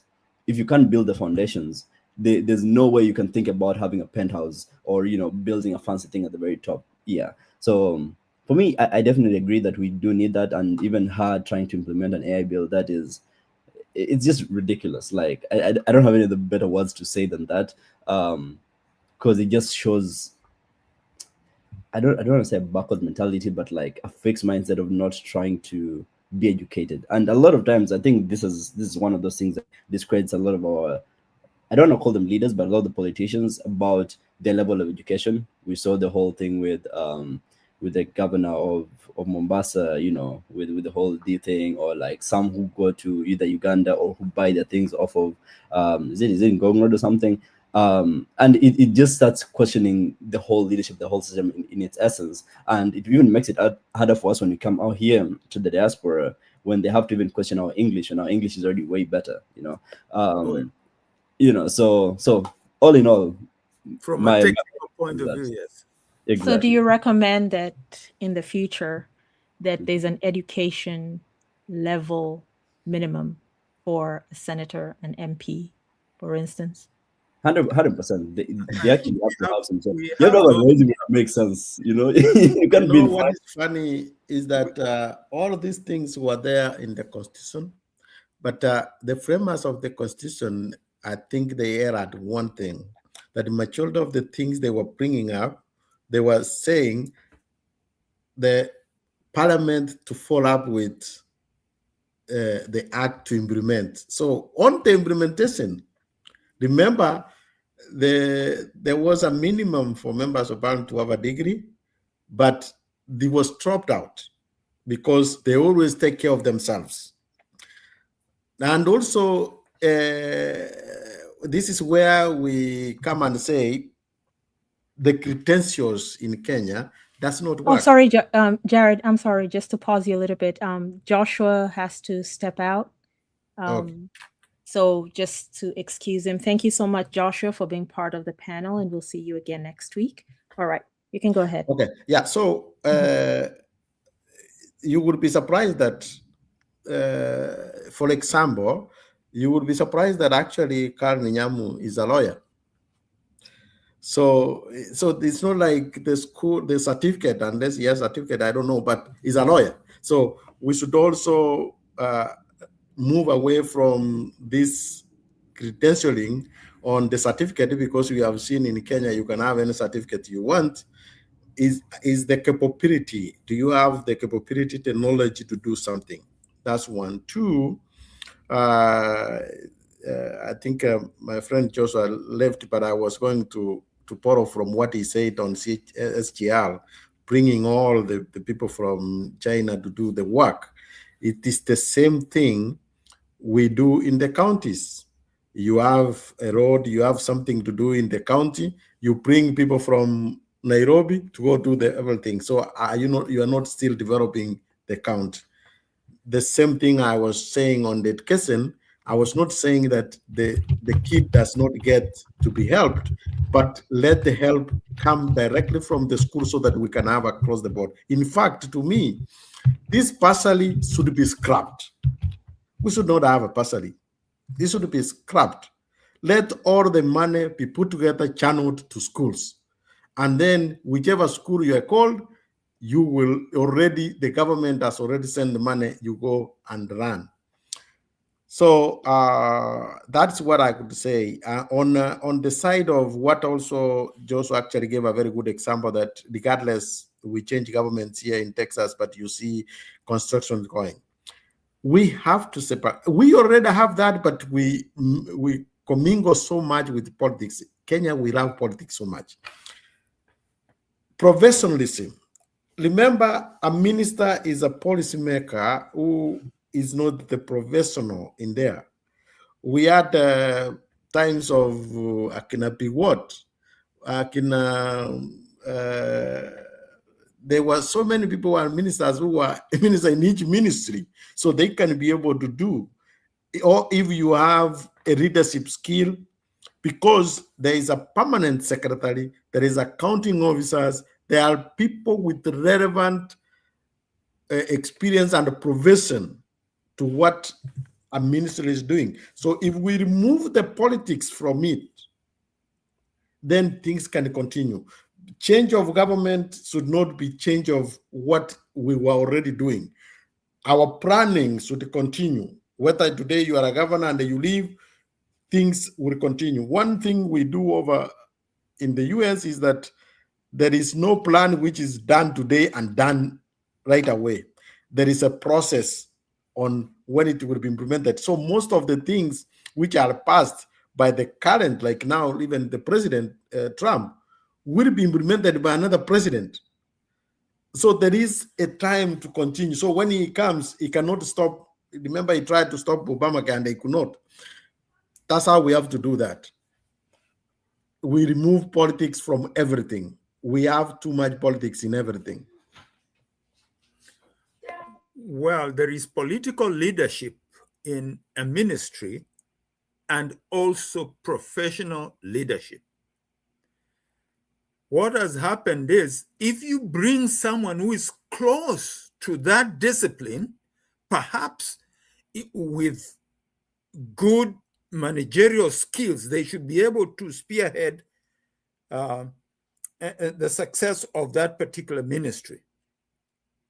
Now we saw, for example, with C.S. Matiang'i in education, Magoa, Professor Magoa, who was a VC of University of Nairobi, when he went to the Ministry of Education, there are some things they championed which worked because their strength was directed in that area to begin with. And with strong PSs or principal secretaries, you are able to combine a team of leadership to spearhead success in that particular area, rather than misplacing certain things. For instance, okay, you may take a nurse who is going to guide doctors in the Ministry of Health. That may give a challenge as to what had happened in the previous appointment. The current CS in education, I think, is a lawyer, CS Ogamba, because formerly he was a chair of either geothermal or one of those power places.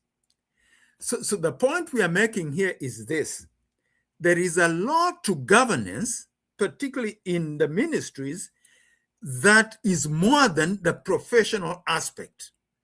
There is the resources, that is the expenditure of resources, that is finance, yeah, including all the infrastructure and everything that government has funded. That needs to be supervised, and also budgetary allocations that are given to make sure that they actually do what they're supposed to do. So we have to look at those aspects and really appoint individuals with best fitting qualities in those areas. In fact, if you look at governments around the world, there's something you can always pick to quarrel about. It is few ministries that could absorb, for instance, if you have engineers appointed to Ministry of Transport and so on and so forth, or doctors appointed to Ministry of Health, they will fare better because that is really their area. But under them, they must have expertise as principal secretaries and so on and so forth, plus those who are under them, to spearhead development and good governance in those particular areas. And now, if it comes to what is going to be done with CJ in the education area, it will need to address the entire realm of infrastructure, the programs, budgetary allocations. Some places don't have labs, for example. And you see, you cannot compare a school in Nairobi with a school in Turkana when it comes to infrastructure. So it is upon national government to have a blueprint of how things should be developed, where deficiencies are, when you classify your schools, so that you have proper infrastructure to address the educational needs in those areas. And it's a combination of national government plus the county government, plus, of course, even the locals in the various areas. So what works here will work in our country, in Kenya, provided we have the kind of framework that ensures the goals we are trying to achieve. Another comment I would like to make here is this. I hope that a time will come when in our country, or the country of Kenya, we will move away from seeing being a parliamentarian as a job that should earn so much, rather than a service to the country. So when you enter into competitive politics, it should not be that you are being attracted by the salaries or remunerations that are attached. It should be more of a service, even up to president. So that way we can attract people who really want to serve the country, rather than people who want to enrich themselves. I'll stop there for now. If I can also give a summary on what we need to do as a solutions to, more especially on the education side, which we were discussing. I think this is what the Maraga team should do. One is we have to upgrade the teacher training colleges and the universities programs, so new teachers are CPC ready from the start. We have to fund school infrastructure before adding more curriculum demands, especially classrooms and labs, as Prof said. We have to shift more learning towards formative assessment and project work, reducing of independence of high-stakes exams. And this one is by also incorporating organizations, those, let's say, Safaricom, these companies, which will absorb most of these people because they will be trained towards what they expect in the market. We should build a stronger digital access and local support systems for schools, especially in underserved areas like the Turkana we said. Also, one of the things we have not done so much is use pilot feedback and the teacher input to refine CPC before wider rollout. Teachers were told that you need to start doing this without having them as the people who know what is going on, you know. So this would be, we need to have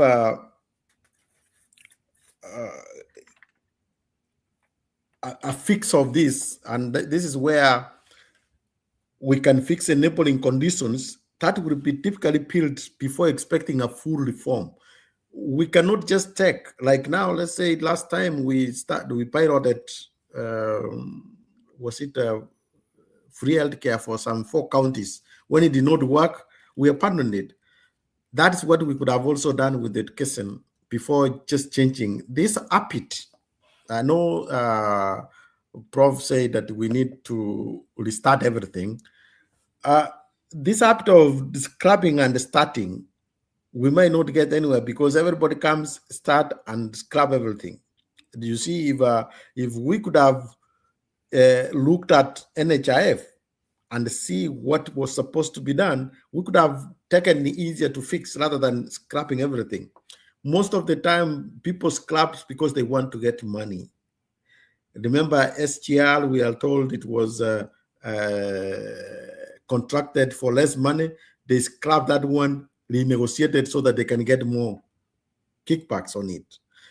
Let us try to see, for example, now that we already in, I think they call it CPE, you can't go scrap and go back to 844. What are you going to do about these years already? But we can find a way on how to fix it so that we don't keep going back and back. We have to look at, I believe in anything, you can be able to fix it. Is through what is working, what is not working. The same thing with this SHA. Already we have 30 million people registered in it. You can't go back to NHIF. But there is a way you can now see where it is not working and fix it from there. Let us try to fix what is there rather than destroying and starting again. Thank you very much. Okay, so before we get into our final area, which is the diaspora innovation and global learning models, which is like summarizing what we can learn and take from here, just a few reactions from what's happening to garner some reality of what's happening in Kenya in real time. So when it comes to this education, because schools were resuming a few weeks ago or in the session of resuming, I saw a lot of people questioning the fee schedule in different institutions. So I just picked out one that we can just look at. All right, I have both of us. Okay. So this is from an ex-post. This is a Kenya High Term 2 fee structure. For context, the government-approved annual fees for a national school is only 53,000 shillings for the whole year. So Prof and Jared, you can help us do these calculations once we finish this. The government-approved annual fees for a national school is only 53,000 for the whole year. It feels like every school these days has turned education into a crime scene with their charges.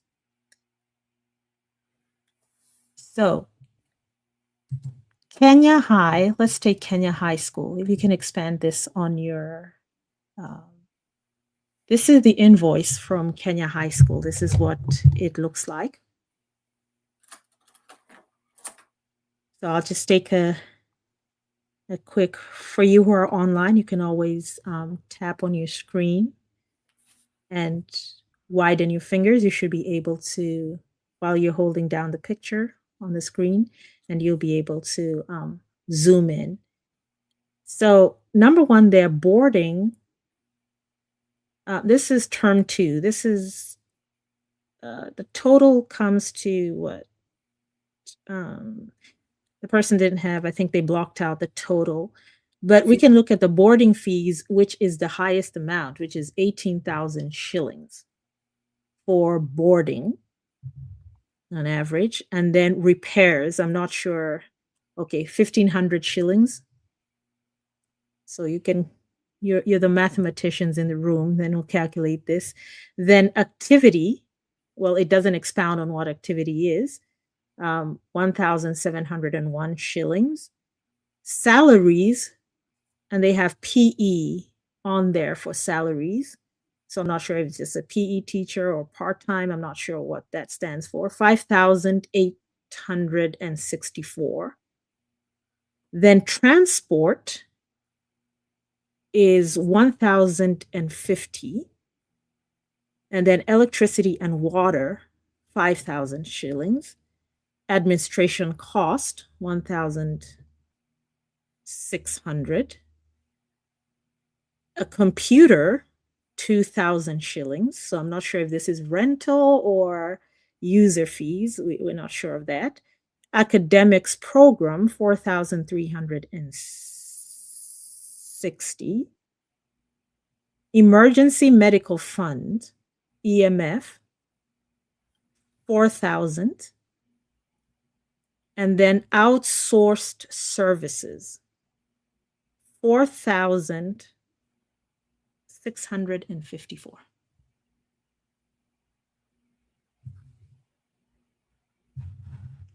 Two things stand out for me there.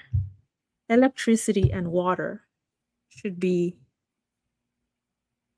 I'm not sure if a student should be responsible to pay for the electricity and water to run a school. I'm not sure what the outsourced services are unless they actually expound on them. And a computer, I'm not sure if this is rental or if we're assuming they're probably in a computer lab. Because when I was in college in Kenya or even here in America, there's always a computer lab. So the computers are owned by the school and they sit there. Even in Kenya, here, around the world, schools have computer labs. So I'm not sure once the computers are purchased why these students are paying for them. So those are the three things that stand out for me. For you guys, do you see, if you are your parents, so if you saw this as an invoice, would you be comfortable with?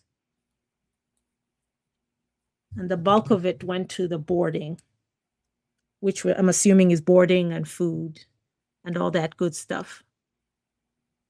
But we know they do not, generally in Kenya, you come with your own mattress, your own everything, correct? Boarding should be food, I guess. Yes, food and lodging, I guess. Okay. So this invoice here that we're looking at. At first, I don't know much on the comment on, I don't know what they mean by invoice, because I come from the world where we get a school fee structure. So the invoice usually is for the services and this, as they have actually this. So I don't know if this is to a student, but yes, this is to a student. This is a student who posted on Twitter. Yes, so they have come this is what they're something. supposed to pay. Yeah, yes, that's what they're supposed to pay. We go back to what we call, what we have always, what does the law say? Okay, this is a national school. One thing they did, apparently, at that time, they harmonized the school fee a clause where we know exactly how much is paid by national school, by count school, and whatever how they go the classes. So the national school becomes around 50 something, which for a year. So I hope that that's not per term. So this term 2, actually, Jared. yes. So the entire year is around 50. When it goes high, it's 60. What we are missing is that we pass the law, but for the sake of it, we don't follow it up. Even the minister, and we have seen this. When the fee structure was harmonized, these parents, I don't know, the teachers, they converge in Mombasa and they try to see how do we make some money. In fact, every school, they decided they will come up with motivation fee. So each school charges motivation. I don't know why you would be motivated to do what you are paid to. They came up with another fee, which they make up those fees. For those parents who are watching, they know this. The school fees is paid to one account, which will be audited. These other extra fees will be paid to another account, which will be unaudited. So they will always have different accounts where you will pay the school fees and the other one. That is the failure of the system, as I keep saying. And ourselves for not knowing. You see, when you are being asked for a 10,000 motivation fee, maybe broken to 3,000, wherever, individually, you don't want to be seen that you are the one going to ask about it. Everybody keeps quiet, pays, and moves on. Instead of following what does this is something which can be asserted. Hey, if you are a parent, the national school, this is the amount you will pay. And this is the amount which will actually, I wish I have a fee structure from another school. I would say it should show how much the capitation amount and what you will pay. And then the total would be whatever the total will be. But the school fees should be standard first. Then maybe something might change a little bit more, but it should be also capped. So this is something which a ministry needs to crack down and help the parents. Otherwise, this one is very ridiculous to say. But if it's a willing buyer, willing seller, then how do you govern that? More especially when it comes to, if I have my private school and I say, I've seen actually, why are we saying, I've seen a school for high school charging $1 million. And if you take your kid there, would we say that they are overcharging you when you knew that? So it depends. No, but this is a matter of following the law. If you pay the 1 million shillings, we're hoping that you get that kind of service, though. For 1 million shillings. What service can you get as a high school kid? It's the same education. It's like here going to a private school and going to an elite school. You pay more. An elite school may have other facilities, horse riding, just to give examples. But the point we need to make here is this: government should be structuring for a majority of the population. And that is where the rule of law comes in. Those who want to go private because they have the money and they want to go horse riding and other things, and even vacations abroad for different issues, that is a different matter. But for the majority of the population, that is where government comes in to regulate. And my philosophy has always been, the more students you have in a school, the less the fees should be. In other words, Kenya High, if they are enrolling more students, then of course the more students will collectively share the burden, and therefore, because the denominator is large, that fee will be lowered because of the numbers. Now, we must also appreciate this. There is a cost to education. There is a cost to daily living. Whether the students are at home or wherever, they must eat. So there is cost to life. The point is it reasonable? And that's where my comments will really center. Is this reasonable? And not only reasonableness, affordability to the parents who shoulder the burden. Because there are some kids who are coming from needy families, unemployed parents who are unable to meet the cost of having their kids, bright as they may be, but they may not have the wherewithal to pay their fees. And that is where the crux of the matter comes in.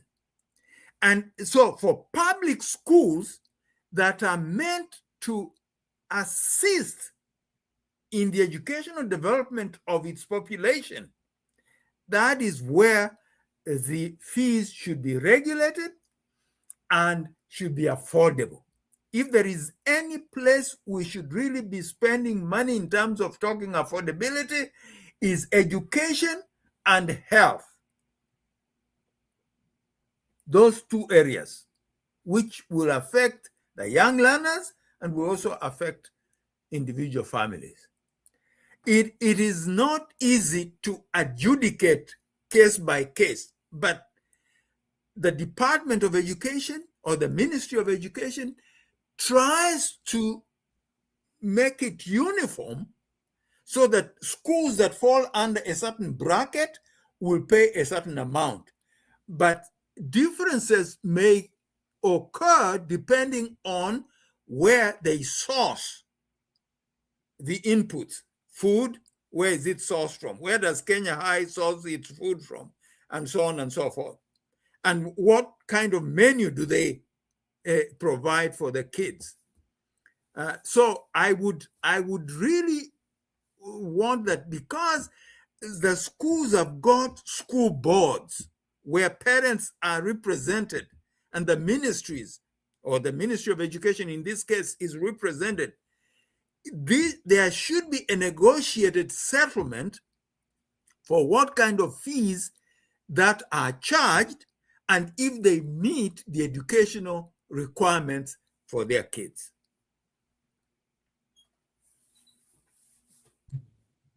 Thank you. So that brings us to our final area, which is, we've actually talked about it at different times during this discussion. So essentially, where do we go from here?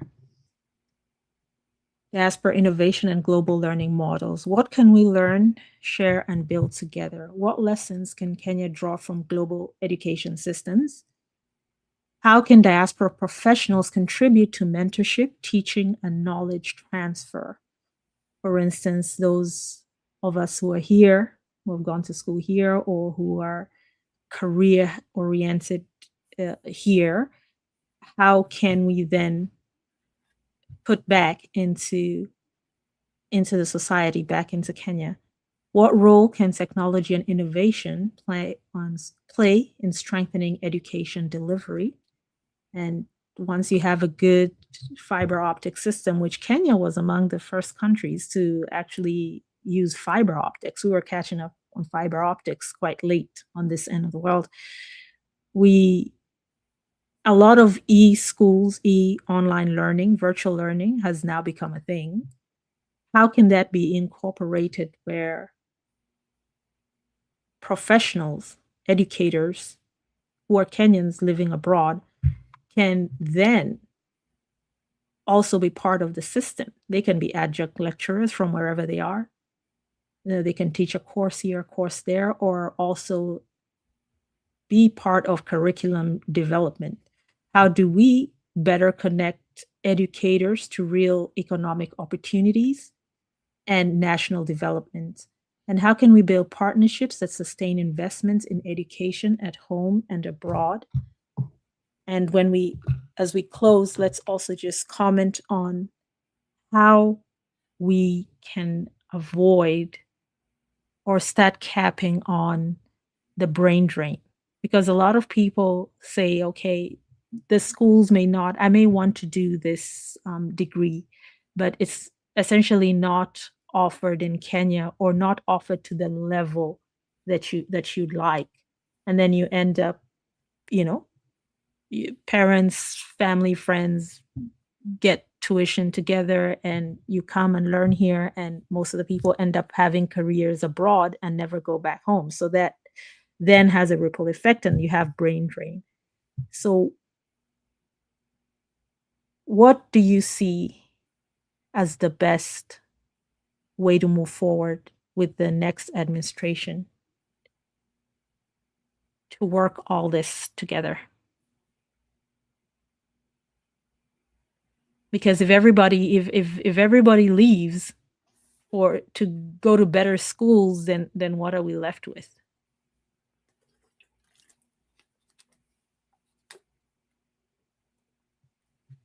And anyone can take it out away I think from here. if I give it a shot, first, the country has to prepare itself. There is much which have to change.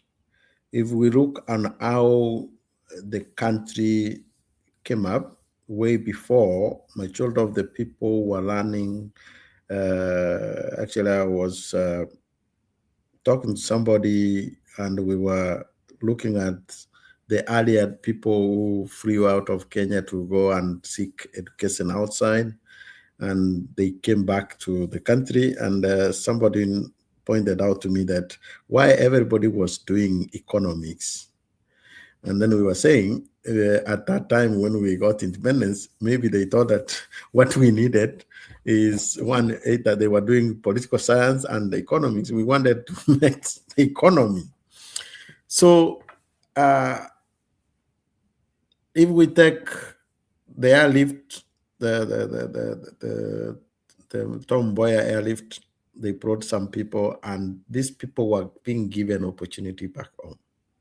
Today, a leader, I remember there is a year, I think it was Ghana president, either was a candidate at that time who came around the US and to Europe asking the Ghanaians to go back and help him learn the country.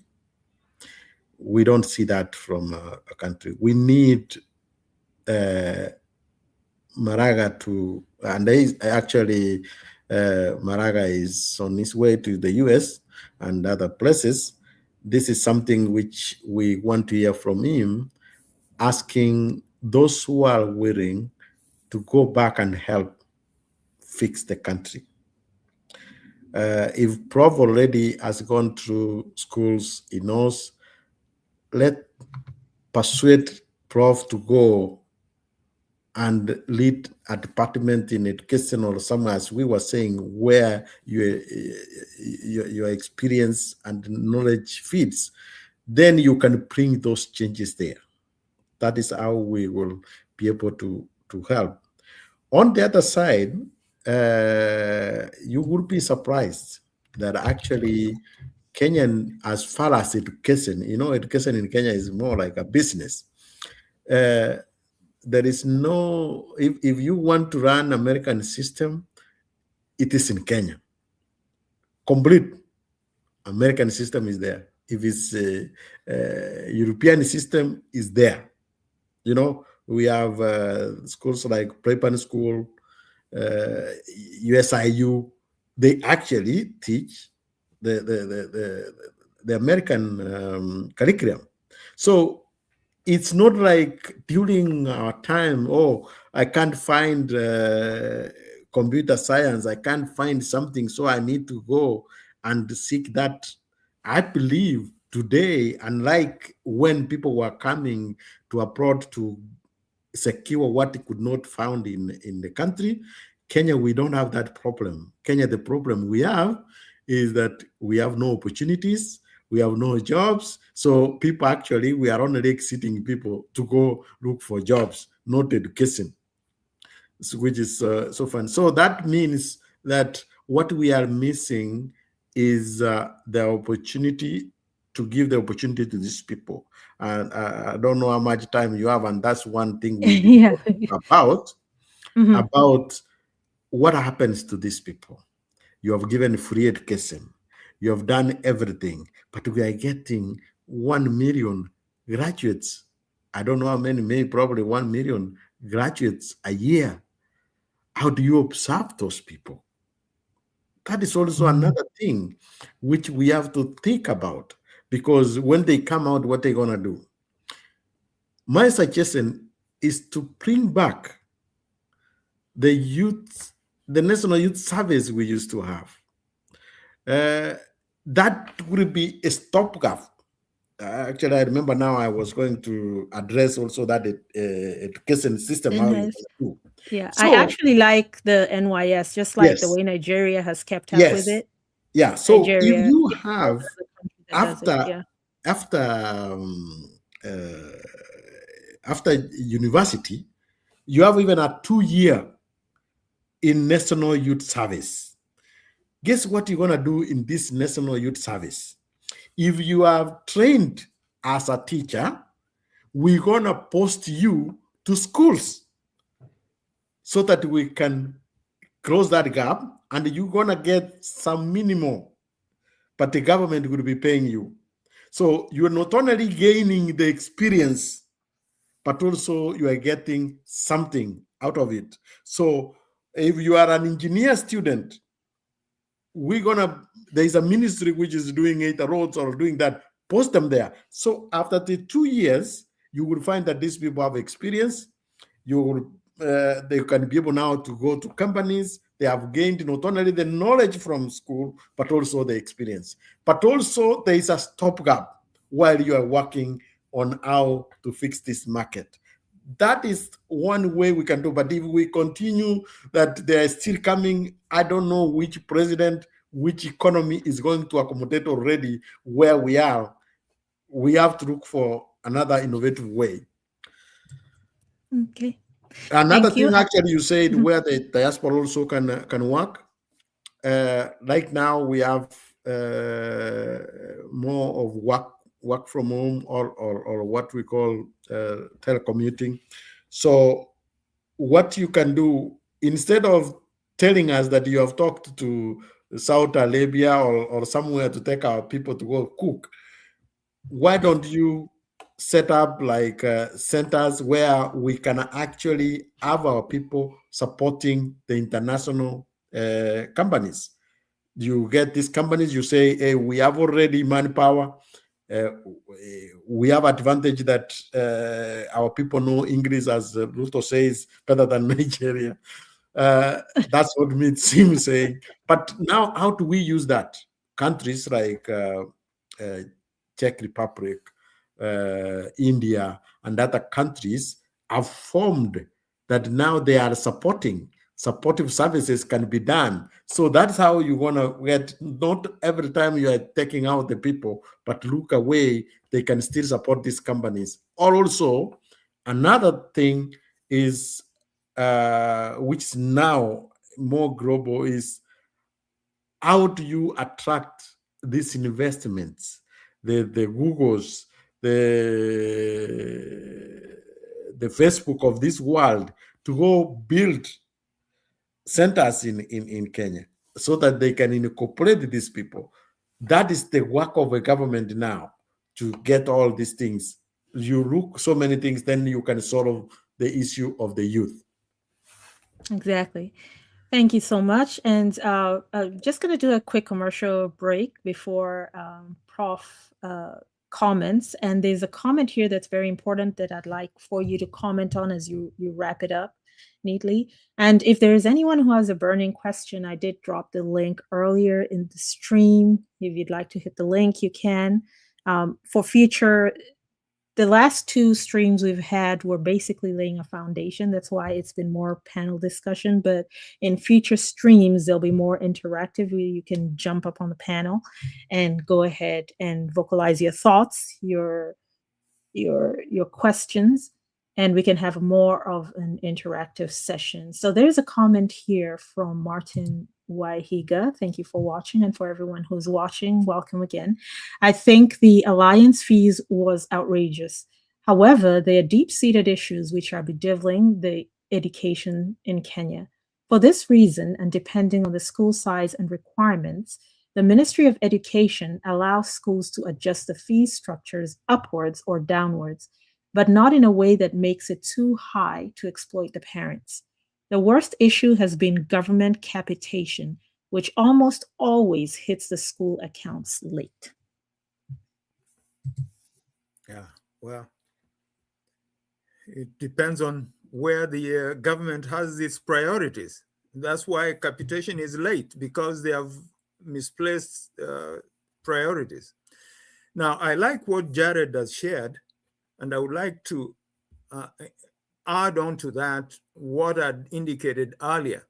We used to have sandwich programs at universities where students would go to school and at the same time work for certain employers. The issue of national service is good, because one problem we have always had back home in Kenya is that we want to prepare students first before they hit the market. That is why those numbers are so huge, that now they're looking for jobs. But before that, they were busy with books. Now, that is not the education we need in the 21st century. In the 21st century, students, even from high school, should be working, studying, working, studying. Times are changing. We cannot just wait to first learn and then go to work. That model cannot work. And I hope that CJ wins the election so that some of us can contribute in a meaningful way to changing the systems we have. Another point I'd like to indicate here is this: the diaspora can offer much. We need to appreciate this, that the Kenyan education system, particularly when we had the old system with A levels, those A level students were actually at about year 2 in the US system of education, college. And that speaks to the strength of the education system that we had before. And today, like I think Joshua mentioned, that when students come over here for college, they are already ahead in a lot of courses, which is very encouraging. So we are very competitive. Kenya has a very competitive education system. But the problem is one of governance, the corruption, which bedevils every area, every sector in the country, and we can do better. The diaspora can help to streamline some of the issues we have in terms of work, entrepreneurship. That is something we can assist. What we can also help in doing is to become external examiners, to go and check on the systems they have there for accreditation purposes, to check on their programs, so that we also have opinions. Now, since the world has become global, it is important for those of us who are perhaps registered engineers here, registered professionals here, who can go across to help link up our students and the products of the universities there, linked up with colleges abroad, so that they also have exposure, particularly when it comes to advanced technology and technologies. Our education system there can benefit a great deal from equipment from this end, from the developed world to the developing world.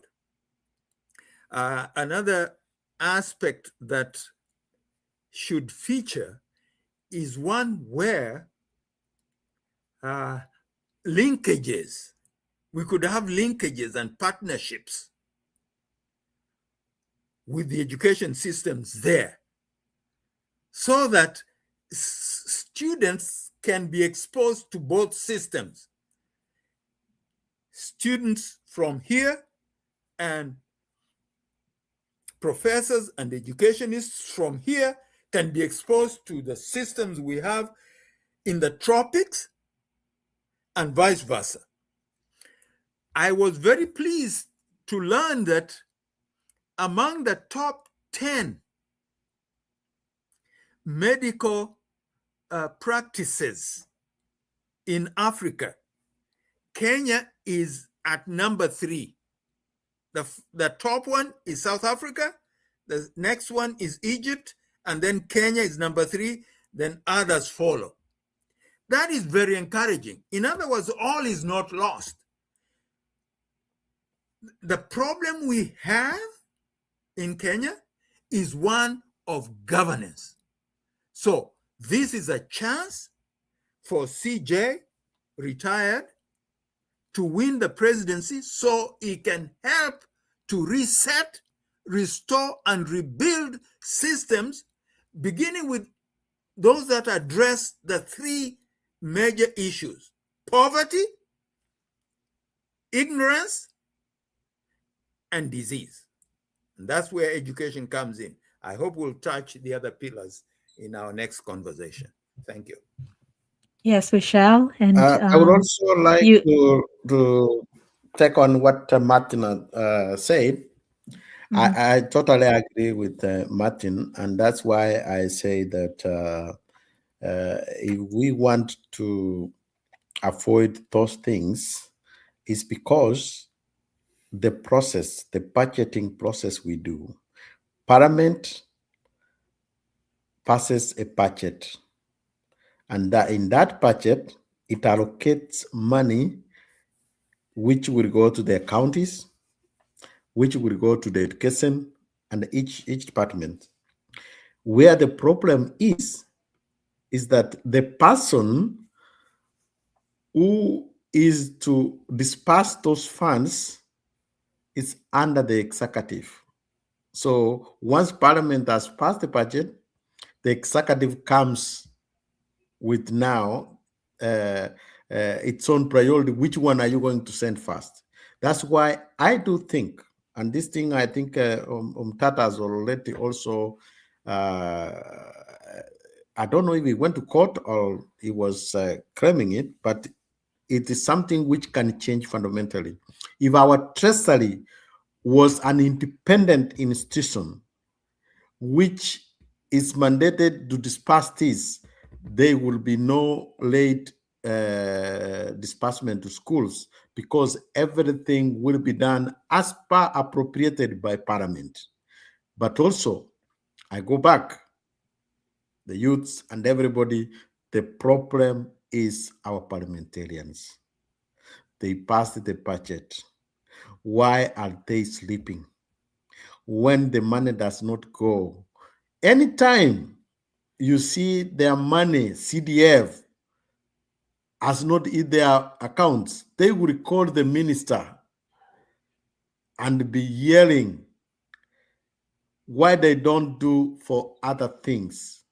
The problem we have and the danger we have is taking cartels to be members of parliament, that is where the main problem is. In fact, if we had a very good parliament, it does not matter who you choose as a president, because in our constitution, the president doesn't have any power. The only power he has is to buy the parliamentarians. But constitutionally, he has no power. The power is in the people, and the people gave that to their representatives. That's how important it is on who we choose as our leaders. Thank you. Thank you very much. And I actually found your clip here in my Rolodex. You mentioned it. So here you go, Jared. This is, you mentioned it. So we actually did find Kenyans. Now, our education is good. Our English is good.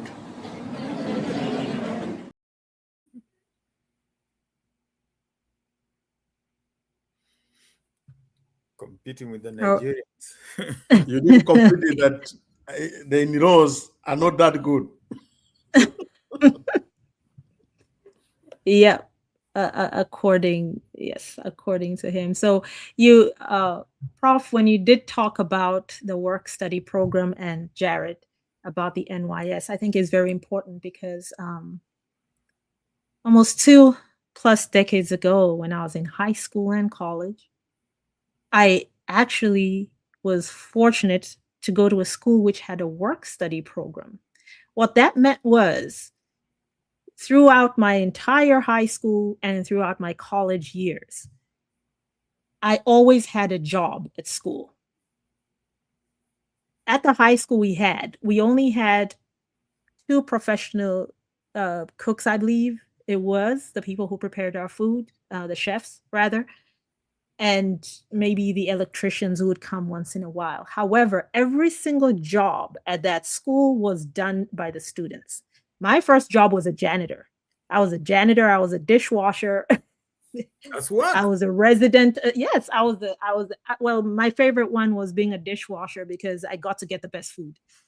So I was always in the kitchen, and when you're at school, food is the important. Yes. So I started from the bottom, and that's what it teaches you. Once you're a freshman, when you're in 9th grade, I was there, janitor, cleaning the bathrooms, all that good stuff. Then my second year went to, I think, dishwasher.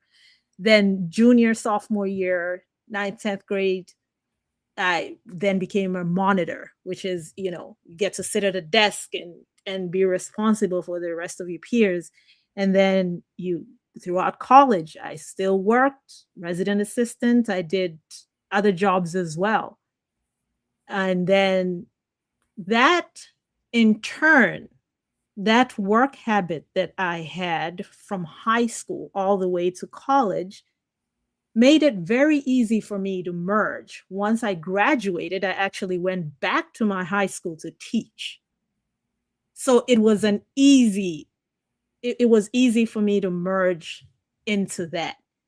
So I believe if the education system employed the work study, then they actually don't have to pay a lot of manpower or outsource, because even the lawns were mowed by our students. Everything was done. Landscaping was done by the students. Yes. Every single thing, painting, washing, regardless of what it was done by the students. It was called work study program. But of course, you got a little bit of money. You logged in your hours, you got a little bit of money, and you'd go to the school canteen and be able to buy, your snacks. If you need extra stuff, there was a little small canteen. So it's a good incentive. And again, it teaches you how to save. It teaches you how to be responsible and how to get into the workforce. And as you say, if you concentrate on books and then you're thrown into the workforce, then because abroad you work from when you can remember, really. You pay your children allowance, so they start working as soon as they can talk, I'm sure. Yes, go ahead. No, I just wanted to emphasize that point, that we cannot continue the old model of educating our young minds we must change. And there are systems we can borrow from, systems that have worked. In fact, there are schools like you have pointed out, right there in Kenya, that have work programs in their curriculum. And you see, you're talking about competency-based curriculum. But if you just concentrate on books, what competencies are you building when you should be having workshops and farms and so on? We are an agricultural land. Kenya is. We are an agricultural country. So those skills better be taught and practiced as ways of giving employment so that students learn on the job. When they graduate, they really are already equipped. All they need is to access credit from banks to buy equipment for whatever career they are choosing. And that is where entrepreneurship should also come in. And we could assist in formulating that. So I really do hope and pray that CJ will win this campaign and form the next government so that those good ideas can be implemented. Thank you. Thank you so much. As we close out, one thing is clear. Education is not just about learning, it's about opportunity, equality, and national direction. From classrooms to careers, the systems we build today will shape the future we live in tomorrow. We thank you all for contributing to this important discourse and for everyone that joined us. We will be discussing more pillars and breaking this down as we have our weekly discourses, and they'll be more interactive in the future where you can actually hit the link. And just a thought here, education is not preparation for life. It is the foundation of opportunity. Mm-hmm. So that concludes today's session. I'm just going to give the panelists just their last thoughts before we have a video message from the campaign trail as we head out for the week. I do not have much to thank you for taking us. Time runs very fast, and thanks for those who have joined and those who will watch it later. We will continue doing this every week. Maybe a little suggestion is that we will have some time to have an update of where the campaign is during our interview. Maybe that will also give an opportunity to audience to see where the campaign is. And also another thing is that maybe in the future we will also try to discuss on why we think that Maraga will win this election, because there are those who are touting Thomas's. We need to work the route which will take Maraga to the house in the hill. I look forward to that discussion. Thank you very much. Thank you very much. Professor Goki, any last thoughts? Just like any issue we have in Kenya today, resetting, restoring, and rebuilding should be the clarion call in every sector. In every sector. And we need individuals of integrity, and this is where CJ comes in. He has a very careful thought on each of the pillars that have been advanced, and really is the most suitable. The others are probably just clamoring for leadership for reasons only known to themselves. But CJ has come out. There are areas in Kenya that require resetting, restoring, and rebuilding. Thank you. Maybe, Bianca, if I can say one thing. Yes, sure. I forgot is which people should also understand.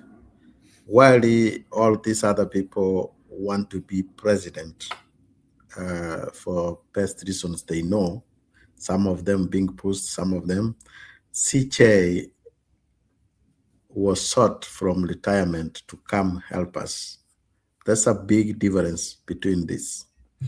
The youth of our country wanted somebody they can trust.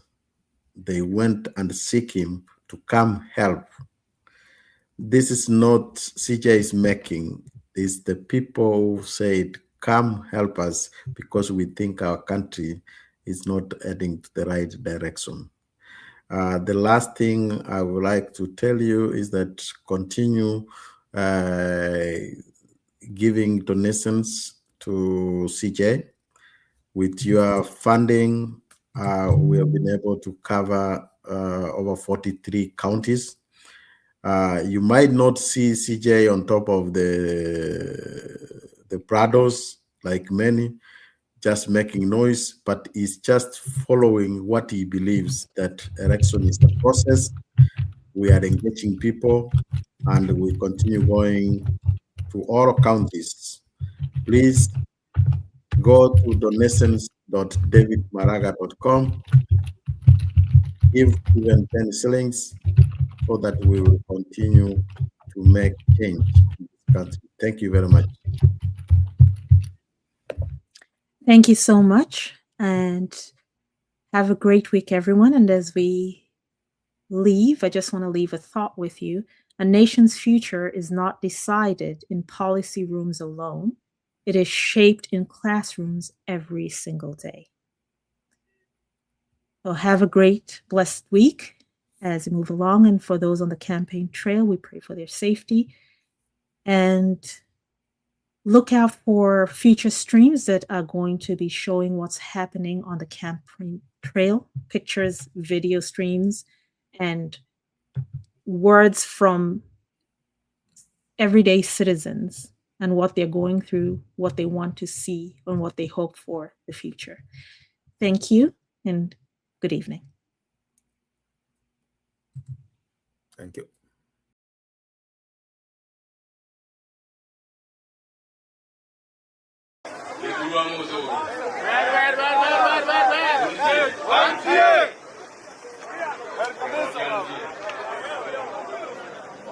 I'm very happy to be with you here, brothers and sisters. Kenya is a great nation. We are a great people. We have gone to school well. Go to any part of the world and you will find a Kenyan there working. Wachana na hao wanapelekwa Middle East na wengine. Go to any part of the world you will find a Kenyan working there. I found myself one time in Papua New Guinea, and there was a problem with my room. The person who came there was a gentleman from Karachuonyo, in charge of a huge complex. He was the operations engineer. We cannot afford to have our country run on personal interests, and at the end of the day, we lose a lot. You know, like at the moment, the teachers are threatening to go on strike. I mean, this is strikes as they go on. Let me tell you that there are some children who are going to be lost. There are some children who are going to lose their future. They will have missed their opportunity. Because of that mix-up, why are we doing like try and error? We have professors, and I can tell you here, we have very intelligent people. They have given reports. Those reports are not being implemented. As a result, you start CPC without any preparation, and at the end of the day, you lose quite a number of young people. There are things you can't do try and error. You can't do try and error with our children. We can't do try and error with our health. There are other things. Nawaambia wenzetu, Kenya ni nchi tajiri. Tukiweka mambo yetu sawa, tutapeana matibabu bila kulipa, tutapeana watoto wetu wataenda shule, tutafanya maendeleo.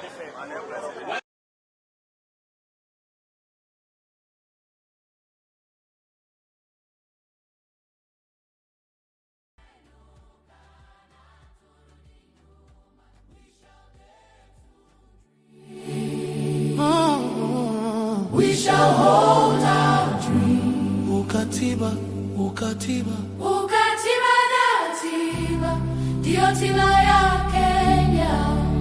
Katiba.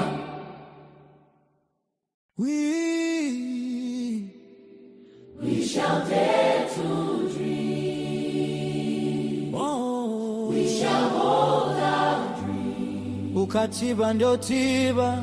Ukatiba ndio tiba. Ndio tiba ya Kenya. Kenya. Yeah. Tumekuwa tukingoja, tumekuwa tukivumilia, lakini roho ya vijana leo imeamka. For years we fear the future, thinking hope was too heavy, but this nation is ours, and our dreams are valid. Had to buy two wrongs, had to choose lesser evil. Hearts za vijana ziko ready, tuko steady, tuko real. We shall dare to dream. We shall dare to dream. We shall dare to dream. Hata kama oga ilishika before, we shall rise. We shall stand. We shall stand. Ukatiba ndio tiba, ndio moyo wa Kenya. We shall dare to dream. Tukistand na justice, tukistand na justice. Ukatiba ndio tiba ya Kenya. Ukatiba, tiba ndio tiba. We shall hold our dreams. Ukatiba, we shall hold our dreams. Ukatiba, tiba ndio tiba. We shall hold our dreams. We shall stand na justice. Justice Maraga, njia inafunguka.